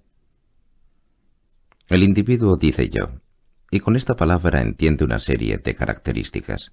Varón, alemán, padre de familia y maestro. Soy activo, dinámico, tolerante, trabajador, amante de los animales, pacifista, bebedor de té, cocinero por afición, etc. A cada una de estas características precedió en su momento una decisión. Se optó entre dos posibilidades. Se integró un polo en la identidad y se descartó el otro. Así la identidad soy activo y trabajador excluye automáticamente soy pasivo y vago. De una identificación suele derivarse rápidamente también una valoración. En la vida hay que ser activo y trabajador, no es bueno ser pasivo y vago. Por más que esta opinión se sustente con argumentos y teorías, esta valoración no pasa de subjetiva. Desde el punto de vista objetivo, esto es solo una posibilidad de plantearse las cosas, y una posibilidad muy convencional. ¿Qué pensaríamos de una rosa roja que proclamara muy convencida: lo correcto es florecer en rojo, tener flores azules es un error y un peligro? El repudio de cualquier forma de manifestación es siempre señal de falta de identificación. Por cierto que la violeta por su parte no tiene nada en contra de la floración azulada. Por lo tanto, cada identificación que se basa en una decisión descarta un polo. Ahora bien, todo lo que nosotros no queremos ser, lo que no queremos encontrar en nosotros, lo que no queremos vivir, lo que no queremos admitir en nuestra identidad, forman nuestro negativo, nuestra sombra, porque el repudio de la mitad de las posibilidades no las hace desaparecer, sino que sólo las destierra de la identificación o de la conciencia. Él no ha quitado de nuestra vida un polo, pero no lo ha eliminado. El polo descartado vive desde ahora en la sombra de nuestra conciencia, del mismo modo que los niños creen que cerrando los ojos se hacen invisibles. Las personas imaginan que es posible librarse de la mitad de la realidad por el procedimiento de no reconocerse en ella. Y se deja que un polo, por ejemplo, la laboriosidad, salga a la luz de la conciencia, mientras que el contrario, la pereza, tiene que permanecer en la oscuridad donde uno no lo vea. El no ver se considera tanto como no tener, y se cree que lo uno puede existir sin lo otro. Llamamos sombra, en la acepción que da a la palabra C.G. Jung, J.U.N.G., a la suma de todas las facetas de la realidad que el individuo no reconoce o no quiere reconocer en sí y que por consiguiente descarta. La sombra es el mayor enemigo del ser humano. La tiene y no sabe que la tiene, ni la conoce. La sombra hace que todos los propósitos y los afanes del ser humano le reporten en última instancia lo contrario de lo que él perseguía. El ser humano proyecta en un mal anónimo que existe en el mundo todas las manifestaciones que salen de su sombra, porque tiene miedo de encontrar en sí mismo la verdadera fuente de toda desgracia. Todo lo que el ser humano rechaza pasa a su sombra, que es la suma de todo lo que él no quiere. Ahora bien, la negativa a afrontar y asumir una parte de la realidad no conduce al éxito deseado. Por el contrario, el ser humano tiene que ocuparse muy especialmente de los aspectos de la realidad que ha rechazado. Esto suele suceder a través de la proyección, ya que cuando uno rechaza en su interior un principio determinado, cada vez que lo encuentre en el mundo exterior, desencadenará en él una reacción de angustia y repudio. No estará de más recordar, para mejor comprender esta relación, que nosotros entendemos por principios regiones arquetípicas del ser que pueden manifestarse con una enorme variedad de formas concretas. Cada manifestación es entonces representación de aquel principio esencial. Por ejemplo, la multiplicación es un principio. Este principio abstracto puede presentársenos bajo las más diversas manifestaciones: 3 por 4, 8 por 7, 49 por 348, etc. Ahora bien, todas y cada una de estas formas de expresión, exteriormente diferentes, son representaciones del principio multiplicación. Además, hemos de tener claro que el mundo exterior está formado por los mismos principios arquetípicos que el mundo interior. La ley de la resonancia dice que nosotros solo podemos conectar con aquello con lo que estamos en resonancia. Este razonamiento, expuesto extensamente en SICSAL, SCHICKSAL, ALS, ALS Change, CHANCE, conduce a la identidad entre mundo exterior y mundo interior. En la filosofía hermética, Esta ecuación entre mundo exterior y mundo interior, o entre individuo y cosmos, se expresa con los términos microcosmos igual macrocosmos. En la segunda parte de este libro, en el capítulo dedicado a los órganos sensoriales, examinaremos esta problemática desde otro punto de vista. Proyección significa, pues, que con la mitad de todos los principios fabricamos un exterior, puesto que no lo queremos en nuestro interior. Al principio decíamos que el yo es responsable de la separación del individuo de la suma de todo el ser. El yo determina un tú, que es considerado como lo externo. Ahora bien, si la sombra está formada por todos los principios que el yo no ha querido asumir, resulta que la sombra y el exterior son idénticos. Nosotros siempre sentimos nuestra sombra como un exterior, porque si la viéramos en nosotros ya no sería la sombra. Los principios rechazados, que ahora aparentemente nos acometen desde el exterior, los combatimos en el exterior con el mismo encono con que los habíamos combatido dentro de nosotros. Nosotros insistimos en nuestro empeño de borrar del mundo los aspectos que valoramos negativamente. Ahora bien, dado que esto es imposible, véase la ley de la polaridad, este intento se convierte en una pugna constante que garantiza que nos ocupamos con especial intensidad de la parte de la realidad que rechazamos. Esto entraña una irónica ley, a la que nadie puede sustraerse. Lo que más ocupa al ser humano es aquello que rechaza, y de este modo se acerca al principio rechazado hasta llegar a vivirlo. Es conveniente no olvidar las dos últimas frases. El repudio de cualquier principio es la forma más segura de que el sujeto llegue a vivir este principio. Según esta ley, los niños siempre acaban por adquirir las formas de comportamiento que habían odiado en sus padres. Los pacifistas se hacen militantes, los moralistas disolutos, los apóstoles de la salud enfermos graves. No se debe pasar por alto que rechazo y lucha significan entrega y obsesión. Igualmente, la estricta evitación de un aspecto de la realidad indica que el individuo tiene un problema con él. Los campos interesantes e importantes para un ser humano son aquellos que él combate y repudia porque los echa de menos en su conciencia y le hacen incompleto. A un ser humano solo pueden molestarle los principios del exterior que no ha asumido. En este punto de nuestras consideraciones debe haber quedado claro que no hay un entorno que nos marque, nos moldee, influya en nosotros o nos haga enfermar. El entorno hace las veces de espejo, en el que solo nos vemos a nosotros mismos, y también, desde luego, y muy especialmente, a nuestra sombra a la que no podemos ver en nosotros. Del mismo modo que de nuestro propio cuerpo no podemos ver más que una parte, pues hay zonas que no podemos ver, los ojos, la cara, la espalda, etc. Y para contemplarlas necesitamos del reflejo de un espejo. También para nuestra mente padecemos una ceguera parcial y solo podemos reconocer la parte que nos es invisible, la sombra, a través de su proyección y reflejo en el llamado entorno o mundo exterior. El reconocimiento precisa de la polaridad. El reflejo, empero, solo sirve de algo a aquel que se reconoce en el espejo, de lo contrario se convierte en una ilusión. El que en el espejo contempla sus ojos azules, pero no sabe que lo que está viendo son sus propios ojos, en lugar de reconocimiento, solo obtiene engaño.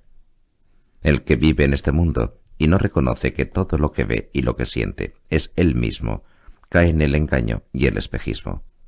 Hay que reconocer que el espejismo resulta increíblemente vívido y real. Muchos dicen incluso demostrable, pero no hay que olvidar esto. También el sueño nos parece auténtico y real mientras dura. Hay que despertarse para descubrir que el sueño es sueño. Lo mismo cabe decir del gran sueño de nuestra existencia. Hay que despertarse para descubrir el espejismo. Nuestra sombra nos angustia, no es de extrañar, por cuanto que está formada exclusivamente por aquellos componentes de la realidad que nosotros hemos repudiado, los que menos queremos asumir. La sombra es la suma de todo lo que estamos firmemente convencidos que tendría que desterrarse del mundo para que éste fuera santo y bueno. Pero lo que ocurre es todo lo contrario. La sombra contiene todo aquello que falta en el mundo, en nuestro mundo, para que sea santo y bueno. La sombra nos hace enfermar, es decir, nos hace incompletos. Para estar completos nos falta todo lo que hay en ella. La narración del Grial trata precisamente de este problema. El rey Anfortas está enfermo, herido por la danza del mago Klingor, o en otras versiones por un enemigo pagano, o incluso por un enemigo invisible. Todas estas figuras son símbolos inequívocos de la sombra de Anfortas, su adversario invisible para él. Su sombra le ha herido, y él no puede sanar por sus propios medios, no puede recobrar la salud, porque no se atreve a preguntar la verdadera causa de su herida. Esta pregunta es necesaria, pero preguntar esto sería preguntar por la naturaleza del mal.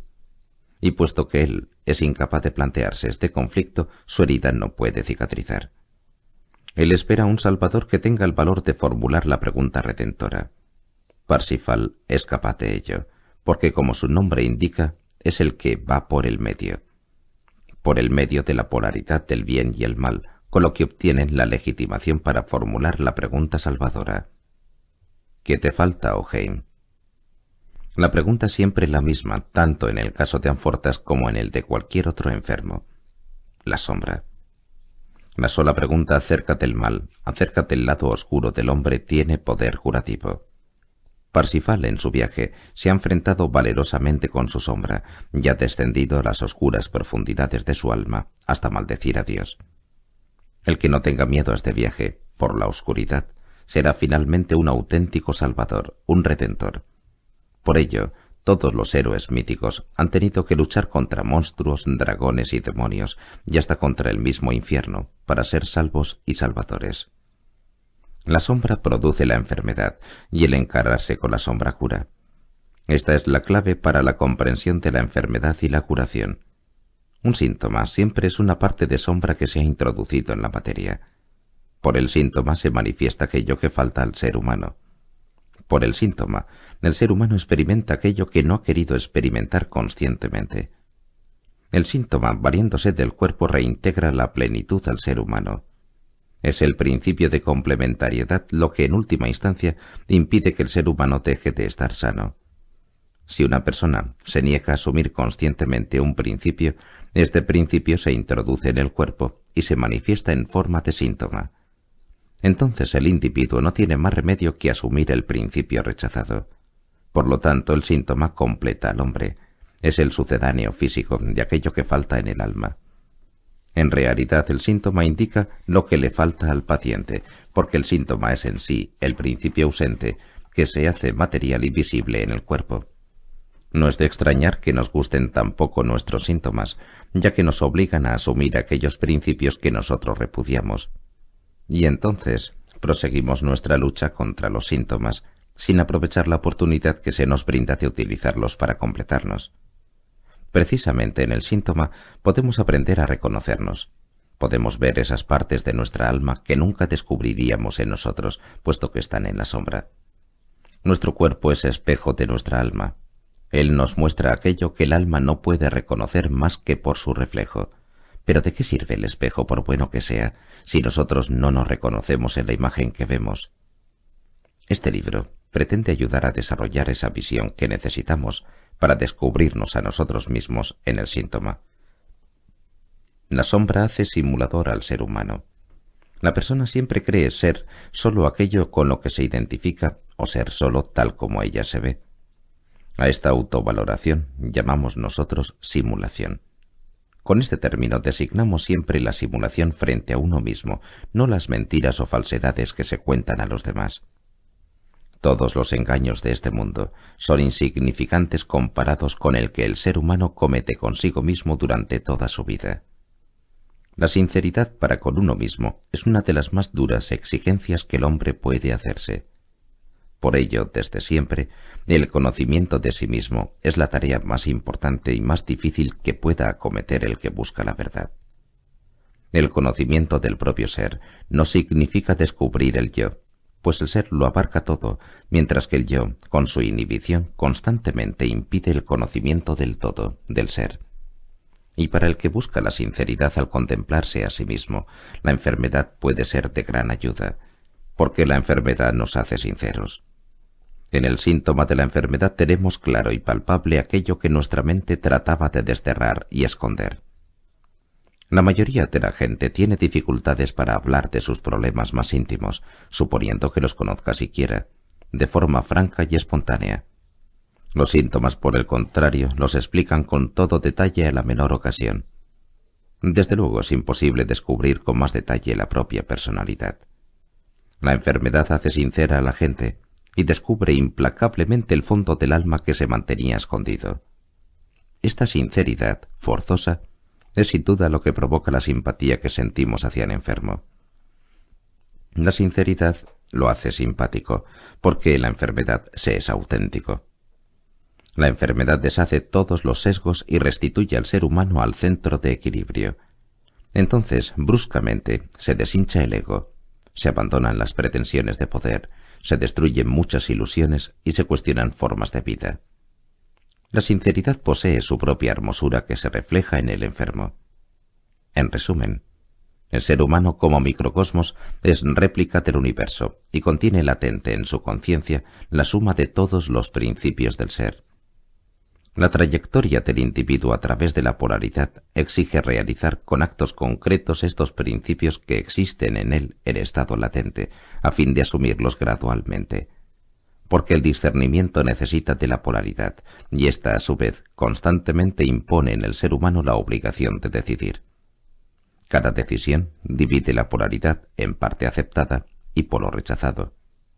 La parte aceptada se traduce en la conducta y es asumida conscientemente. El polo rechazado pasa a la sombra y reclama nuestra atención presentándosenos aparentemente procedente del exterior. Una forma frecuente y específica de esta ley general es la enfermedad, por la cual una parte de la sombra se proyecta en el físico y se manifiesta como síntoma. El síntoma nos obliga a asumir conscientemente el principio rechazado y con ello devuelve el equilibrio al ser humano. El síntoma es concreción somática de lo que nos falta en la conciencia. El síntoma, al hacer aflorar elementos reprimidos, hace sinceros a los seres humanos. Cuarto, bien y mal. La esencia magnífica abarca todos los mundos y a todas las criaturas buenas y malas, y es la verdadera unidad. Entonces, ¿cómo puede conciliarse el antagonismo del bien y el mal? En realidad no existe antagonismo, porque el mal es el trono del bien. Baal, B-A-A-L, Sem, S-M, Top, T-O-B. Tenemos que abordar necesariamente un tema que no sólo pertenece al ámbito más conflictivo de la aventura humana, sino que además se presta a malas interpretaciones. Es muy peligroso limitarse a entresacar de la filosofía que nosotros exponemos sólo alguna que otra frase o pasaje aquí y allá y mezclarlos con ideas de otras filosofías. Precisamente la contemplación del bien y del mal provoca en los seres humanos profundas angustias que fácilmente pueden empañar el entendimiento y la facultad de raciocinio. A pesar de los peligros, nosotros nos atrevemos a plantear la pregunta que rehuye Anfortas, acerca de la naturaleza del mal. Y es que, si en la enfermedad hemos descubierto la acción de la sombra, ésta debe su existencia a la diferenciación del ser humano entre bien y mal, verdad y mentira. La sombra contiene todo aquello que el ser humano consideró malo. Luego la sombra tiene que ser mala. Así pues parece no sólo justificado, sino incluso ética y moralmente necesario combatir y desterrar la sombra donde quiera que se manifieste. También aquí la humanidad se deja fascinar de tal modo por la lógica aparente que no advierte que su plan fracasa, que la eliminación del mal no funciona. Por lo tanto, vale la pena examinar el tema bien y mal desde ángulos acaso insólitos. Nuestras consideraciones sobre la ley de la polaridad nos hicieron sacar la conclusión de que bien y mal son dos aspectos de una misma unidad, y por lo tanto interdependientes para la existencia. El bien depende del mal, y el mal del bien. Quien alimenta el bien, alimenta también inconscientemente el mal. Tal vez a primera vista estas formulaciones resulten escandalosas, pero es difícil negar la exactitud de estas apreciaciones ni en teoría ni en la práctica. En nuestra cultura, la actitud hacia el bien y el mal está fuertemente determinada por el cristianismo o por los dogmas de la teología cristiana, incluso en los medios que se creen libres de vínculos religiosos. Por ello, también nosotros tenemos que recurrir a figuras e ideas religiosas a fin de verificar la comprensión del bien y del mal. No es nuestro propósito deducir de las imágenes bíblicas una teoría o valoración, pero lo cierto es que los relatos y las imágenes mitológicas se prestan a hacer más comprensibles difíciles problemas metafísicos. El que para ello recurramos a un relato de la Biblia no es obligado, pero sí natural dado nuestro entorno cultural. Por otra parte, de este modo podremos comentar al mismo tiempo ese punto mal comprendido del concepto del bien y del mal, idéntico en todas las religiones, que muestra un matiz peculiar de la teología cristiana. El relato que el Antiguo Testamento hace del pecado original ilustra nuestro tema. Recordamos que en el segundo libro de la creación se nos dice que Adán, la primera criatura humana, andrógina, es depositado en el Edén, jardín entre cuya vegetación hay dos árboles especiales, el árbol de la vida y el árbol de la ciencia del bien y del mal. Para la mejor comprensión de este relato metafísico, es importante recalcar que Adán no es hombre sino criatura andrógina. Es el ser humano total, que todavía no está sometido a la polaridad, todavía no está dividido en una pareja de elementos contrapuestos. Adán todavía es uno con todo. Este estado cósmico de la conciencia se nos describe con la imagen del paraíso. No obstante, si bien la criatura Adán posee todavía la conciencia unitaria, el tema de la polaridad ya está planteado en la forma de los dos árboles mencionados. El tema de la división se halla presente desde el principio en la historia de la creación, ya que la creación se produce por división y separación. Ya el libro primero habla sólo de polarizaciones, luz, tinieblas, tierra, agua, sol, luna, etc. Únicamente del ser humano se nos dice que fue creado como hombre y mujer. Y a medida que avanza la narración, se acentúa el tema de la polaridad. Y sucede que Adán concibe el deseo de proyectar hacia el exterior y dar forma independiente a una parte de su ser. Semejante paso supone necesariamente una pérdida de conciencia, y esto nos lo explica nuestro relato diciendo que Adán se sumió en un sueño. Dios toma de la criatura completa y sana, Adán, un costado y con él hace algo independiente. La palabra que Lutero tradujo por costilla es en el original hebreo tselah, T-S-L-A-H, costado. Es de la familia de Sel, T-S-E-L, sombra. El individuo completo y sano es dividido en dos aspectos diferenciables llamados hombre y mujer.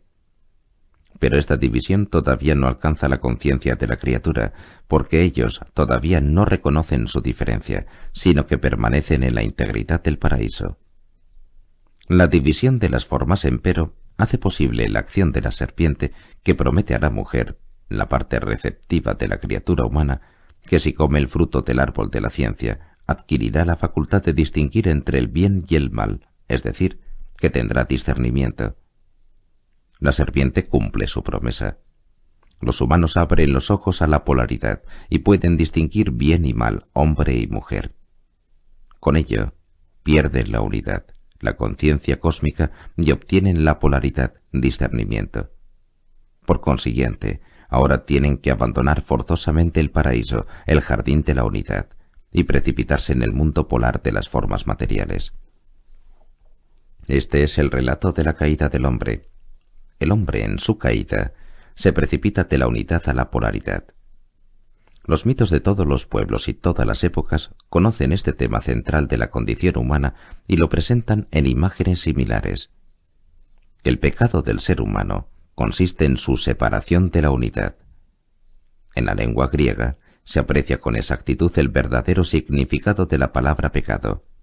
Amartama, H-A-M-A-R-T-A con diéresis M-A, quiere decir el pecado, y el verbo amartanein, H-A-M-A-R-T-A-N-E-I-N, significa fallar, errar el tiro, faltar. Pecado es, pues, en este caso, la incapacidad de acertar en el punto, y este es precisamente el símbolo de la unidad, que para el ser humano resulta un tiempo inalcanzable e inconcebible, ya que el punto no tiene lugar ni dimensión. Una conciencia polar no puede dar con el punto, la unidad. Y esto es el fallo, el pecado. Ser pecador es sinónimo de ser polar. Ello hace más comprensible el concepto cristiano de la herencia del pecado original. El ser humano se encuentra en una conciencia polar, es pecador. No tiene una causa. Esta polaridad obliga al ser humano a caminar entre elementos opuestos, hasta que lo integra y asume todo para volver a ser perfecto como perfecto es el Padre que está en los cielos. El camino a través de la polaridad, no obstante, siempre acarrea la culpabilidad. El pecado original indica con especial claridad que el pecado nada tiene que ver con el comportamiento concreto del ser humano. Esto es muy importante, ya que en el transcurso de los siglos, la Iglesia ha deformado el concepto del pecado e inculcado en el ser humano la idea de que pecar es obrar el mal, y que obrando el bien se evita el pecado. Pero el pecado no es un polo de la polaridad, sino la polaridad en sí. Por lo tanto, el pecado no es evitable. Todo acto humano es pecaminoso. Este mensaje lo encontramos claro y sin falsear en la tragedia griega, cuyo tema central es que el ser humano constantemente debe optar entre dos posibilidades. Sí, pero decida lo que decida, siempre falla. Esta aberración teológica del pecado fue fatídica para la historia del cristianismo. El constante afán de los fieles de no pecar y de huir del mal condujo a la represión de algunos sectores calificados de malos y por consiguiente a la creación de una sombra muy fuerte.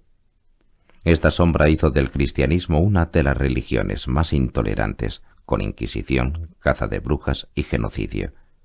El polo que no es asumido siempre acaba por manifestarse y suele pillar desprevenidas a las almas nobles. La polarización del bien y del mal, como opuestos, condujo también a la contraposición, atípica en otras religiones, de Dios y el diablo como representantes del bien y del mal. Al hacer al diablo adversario de Dios, insensiblemente se hizo entrar a Dios en la polaridad, con lo que Dios pierde su fuerza salvadora. Dios es la unidad que reúne en sí todas las polaridades sin distinción, naturalmente también el bien y el mal, mientras que el diablo, por el contrario, es la polaridad, el señor de la división, o como dice Jesús, el príncipe de este mundo.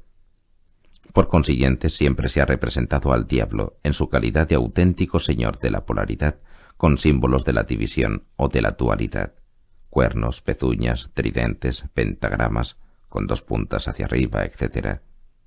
Esta terminología indica que el mundo polarizado es diabólico, o sea, pecador. No existe posibilidad de cambiarlo, por ello todos los guías espirituales exhortan a abandonar el mundo polar.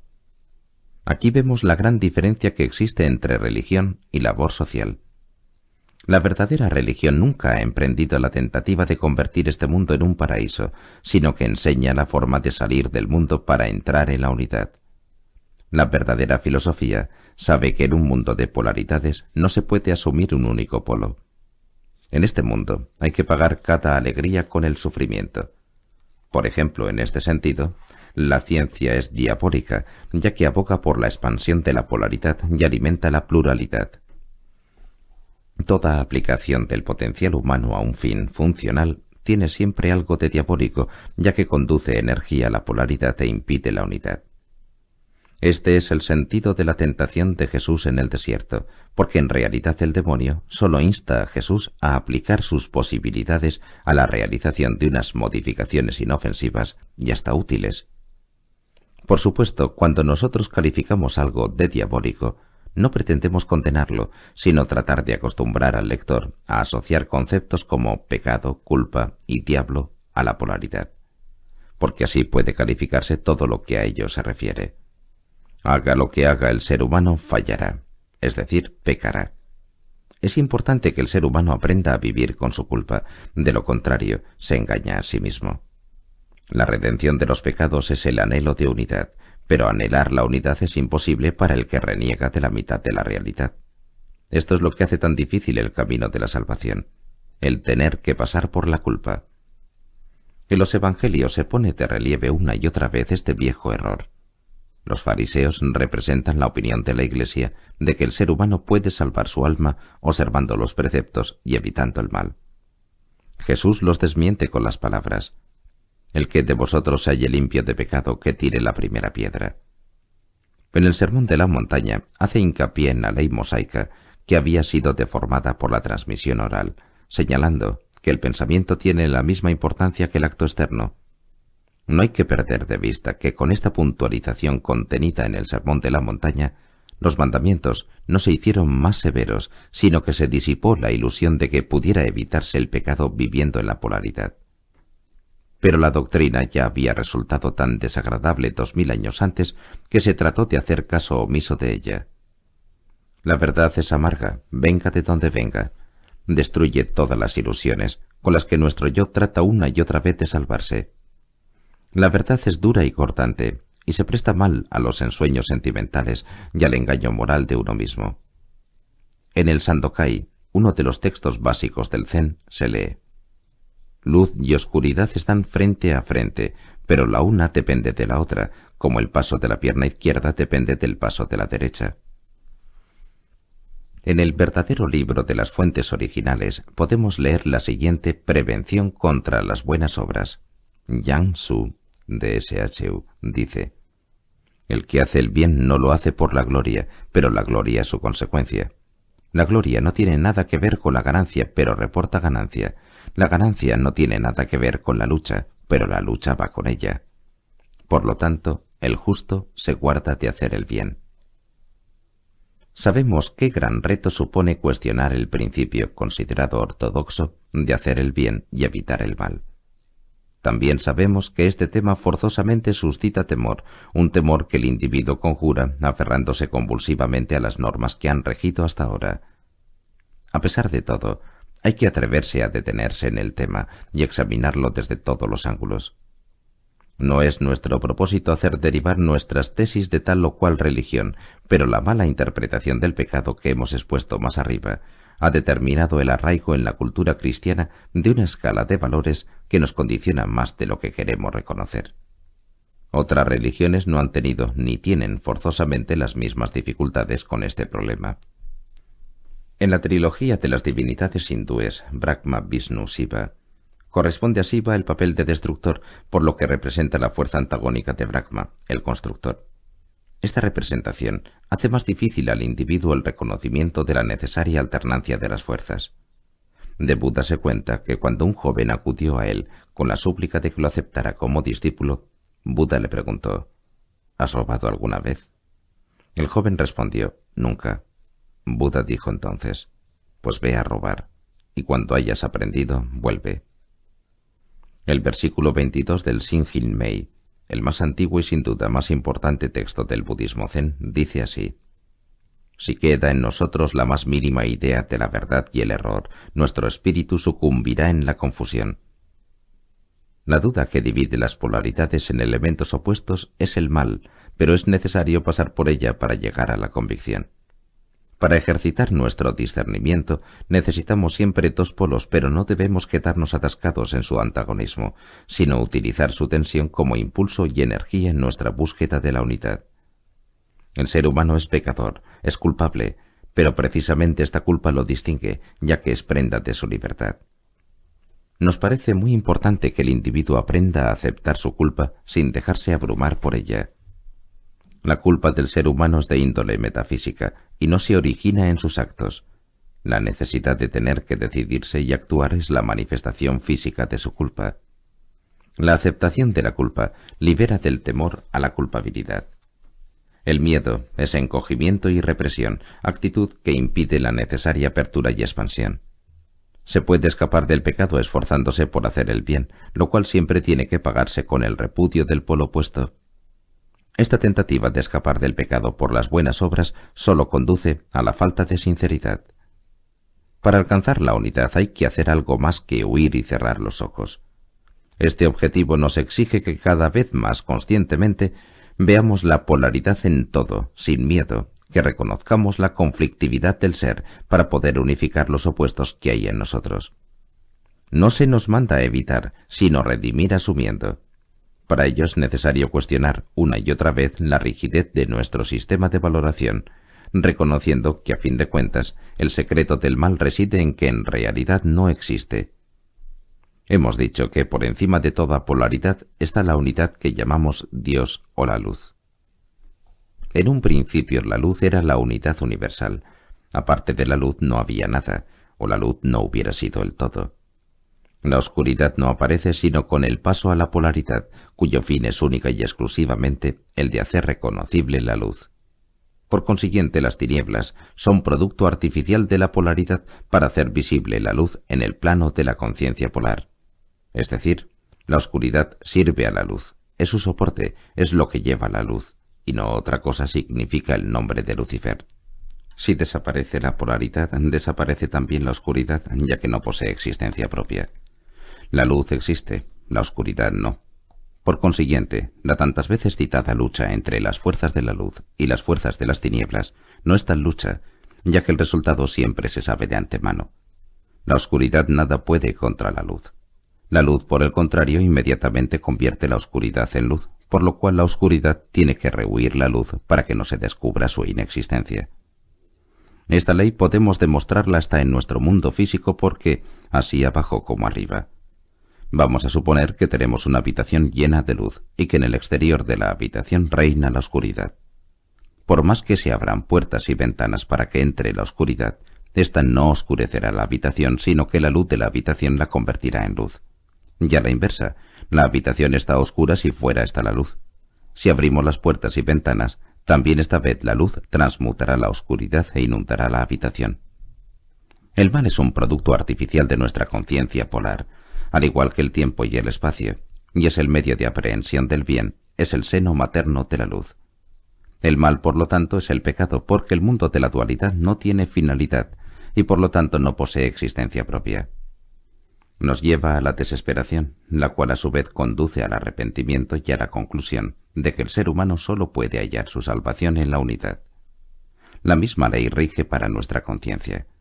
Llamamos conciencia a todas las propiedades y facetas de los que de una persona tiene conocimiento, es decir, que puede ver.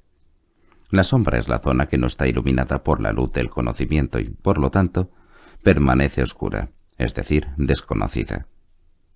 Sin embargo, los aspectos oscuros solo parecen malos y amenazadoras mientras están en la oscuridad. La simple contemplación del contenido de la sombra lleva luz a las tinieblas y basta para darnos a conocer lo desconocido. La contemplación es la fórmula mágica para adquirir conocimiento de uno mismo. La contemplación transforma la calidad de lo contemplado, ya que hace la luz, es decir, conocimiento en la oscuridad. Los seres humanos siempre están deseando cambiar las cosas, y por ello les resulta difícil comprender que lo único que se pide al hombre es ejercitar la facultad de contemplación. El supremo objetivo del ser humano, podemos llamarlo sabiduría o iluminación, consiste en contemplarlo todo y reconocer que bien está como está. Ello presupone el verdadero conocimiento de uno mismo. Mientras el individuo se sienta molesto por algo, mientras considere que algo necesita ser cambiado, no habrá alcanzado el conocimiento de sí mismo. Tenemos que aprender a contemplar las cosas y los hechos de este mundo sin que nuestro ego nos sugiera de inmediato un sentimiento de aprobación o repulsa. Tenemos que aprender a contemplar con el espíritu sereno los múltiples juegos de Maja. Por ello, en el texto Zen que hemos citado, se dice que toda noción acerca del bien y el mal puede traer la confusión a nuestro espíritu. Cada valoración nos ata al mundo de las formas y preferencias. Mientras tengamos preferencias, no podremos ser redimidos del dolor y seguiremos siendo pecadores, desventurados, enfermos. Y subsistirá también nuestro deseo de un mundo mejor y el afán de cambiar el mundo. El ser humano sigue pues engañado por un espejismo, cree en la imperfección del mundo y no se da cuenta de que sólo su mirada es imperfecta y le impide ver la totalidad. Por lo tanto, tenemos que aprender a reconocernos a nosotros mismos en todo y a ejercitar la ecuanimidad. Buscar el punto intermedio entre los polos y desde él verlos vibrar. Esta impasibilidad es la única actitud que permite contemplar los fenómenos sin valorarlos, sin un sí o un no apasionados, sin identificación. Esta ecuanimidad no debe confundirse con la actitud que comúnmente se llama indiferencia, que es una mezcla de inhibición y desinterés. A ella se refiere Jesús al hablar de los tibios. Ellos nunca entran en el conflicto y creen que con la inhibición y la huida se puede llegar a ese mundo total que quien lo busca realmente no alcanza, sino a costa de penalidades, puesto que reconoce lo conflictivo de su existencia, recorriendo sin temor conscientemente, es decir, aprehendiendo esta polaridad a fin de dominarla. porque sabe que más tarde o más temprano tendrá que aunar los opuestos que su yo ha creado. No se arredra ante las necesarias decisiones, a pesar de que sabe que siempre elegirá mal, pero se esfuerza en no quedarse inmovilizado en ellas. Los opuestos no se unifican por sí solos. Para poder dominarlos tenemos que asumirlos activamente. Una vez nos hayamos impuesto de ambos polos, podremos encontrar el punto intermedio y desde aquí empezar la labor de unificación de los opuestos. El renunciamiento al mundo y el ascetismo son las reacciones menos adecuadas para alcanzar este objetivo. Al contrario, se necesita valor para afrontar conscientemente y con audacia los desafíos de la vida. En esta frase la palabra decisiva es conscientemente, porque sólo la conciencia que nos permite observarnos a nosotros mismos en todos nuestros actos puede impedir que nos extraviemos en la acción. Importa menos qué hace la persona que cómo lo hace. La valoración bueno y malo contempla siempre qué hace una persona. Nosotros sustituimos esta contemplación por la pregunta de cómo una persona hace algo. ¿Actúa conscientemente? ¿Está involucrado su ego? ¿Lo hace sin la implicación de su yo? Las respuestas a estas preguntas indican si una persona se ata o se libera con sus actos. Los mandamientos, las leyes y la moral no conducen al ser humano al objetivo de la perfección. La obediencia es buena, pero no basta, porque también el diablo obedece. Los mandamientos y prohibiciones externos están justificados hasta que el ser humano despierta al conocimiento y puede asumir su responsabilidad. La prohibición de jugar con cerillas está justificada respecto a los niños y resulta superflua cuando los niños crecen. Cuando el ser humano encuentra su propia ley en sí mismo, ésta lo desvincula de todas las demás. La ley más íntima de cada individuo es la obligación de encontrar y realizar su verdadero centro, es decir, unificarse con todo lo que es. El instrumento de unificación de opuestos se llama amor. El principio del amor es abrirse y recibir algo que hasta entonces estaba fuera. El amor busca la unidad, el amor quiere unir, no separar. El amor es la clave de la unificación de los opuestos, porque el amor convierte el tú y el yo en tú. El amor es una afirmación sin limitaciones ni condiciones. El amor quiere ser uno con todo el universo. Mientras no hayamos conseguido esto, no habremos realizado el amor. Si el amor selecciona, no es verdadero amor, porque el amor no separa, y la selección separa. El amor no conoce los celos, porque el amor no quiere poseer, sino inundar. El símbolo de este amor que todo lo abarca es el amor con el que Dios ama a los hombres. Aquí no encaja la idea de que Dios reparte su amor proporcionalmente, y menos aún los celos porque Dios quiera a otros. Dios, la unidad, no hace distinciones entre bueno y malo, y por eso es el amor. El sol envía su valor a todos los humanos y no reparte sus rayos según merecimientos. Únicamente el ser humano se siente impulsado a lanzar piedras, que no le sorprenda por lo menos que siempre se apedree a sí mismo. El amor no tiene fronteras. El amor no conoce obstáculo. El amor transforma. Amad el mal y será redimido.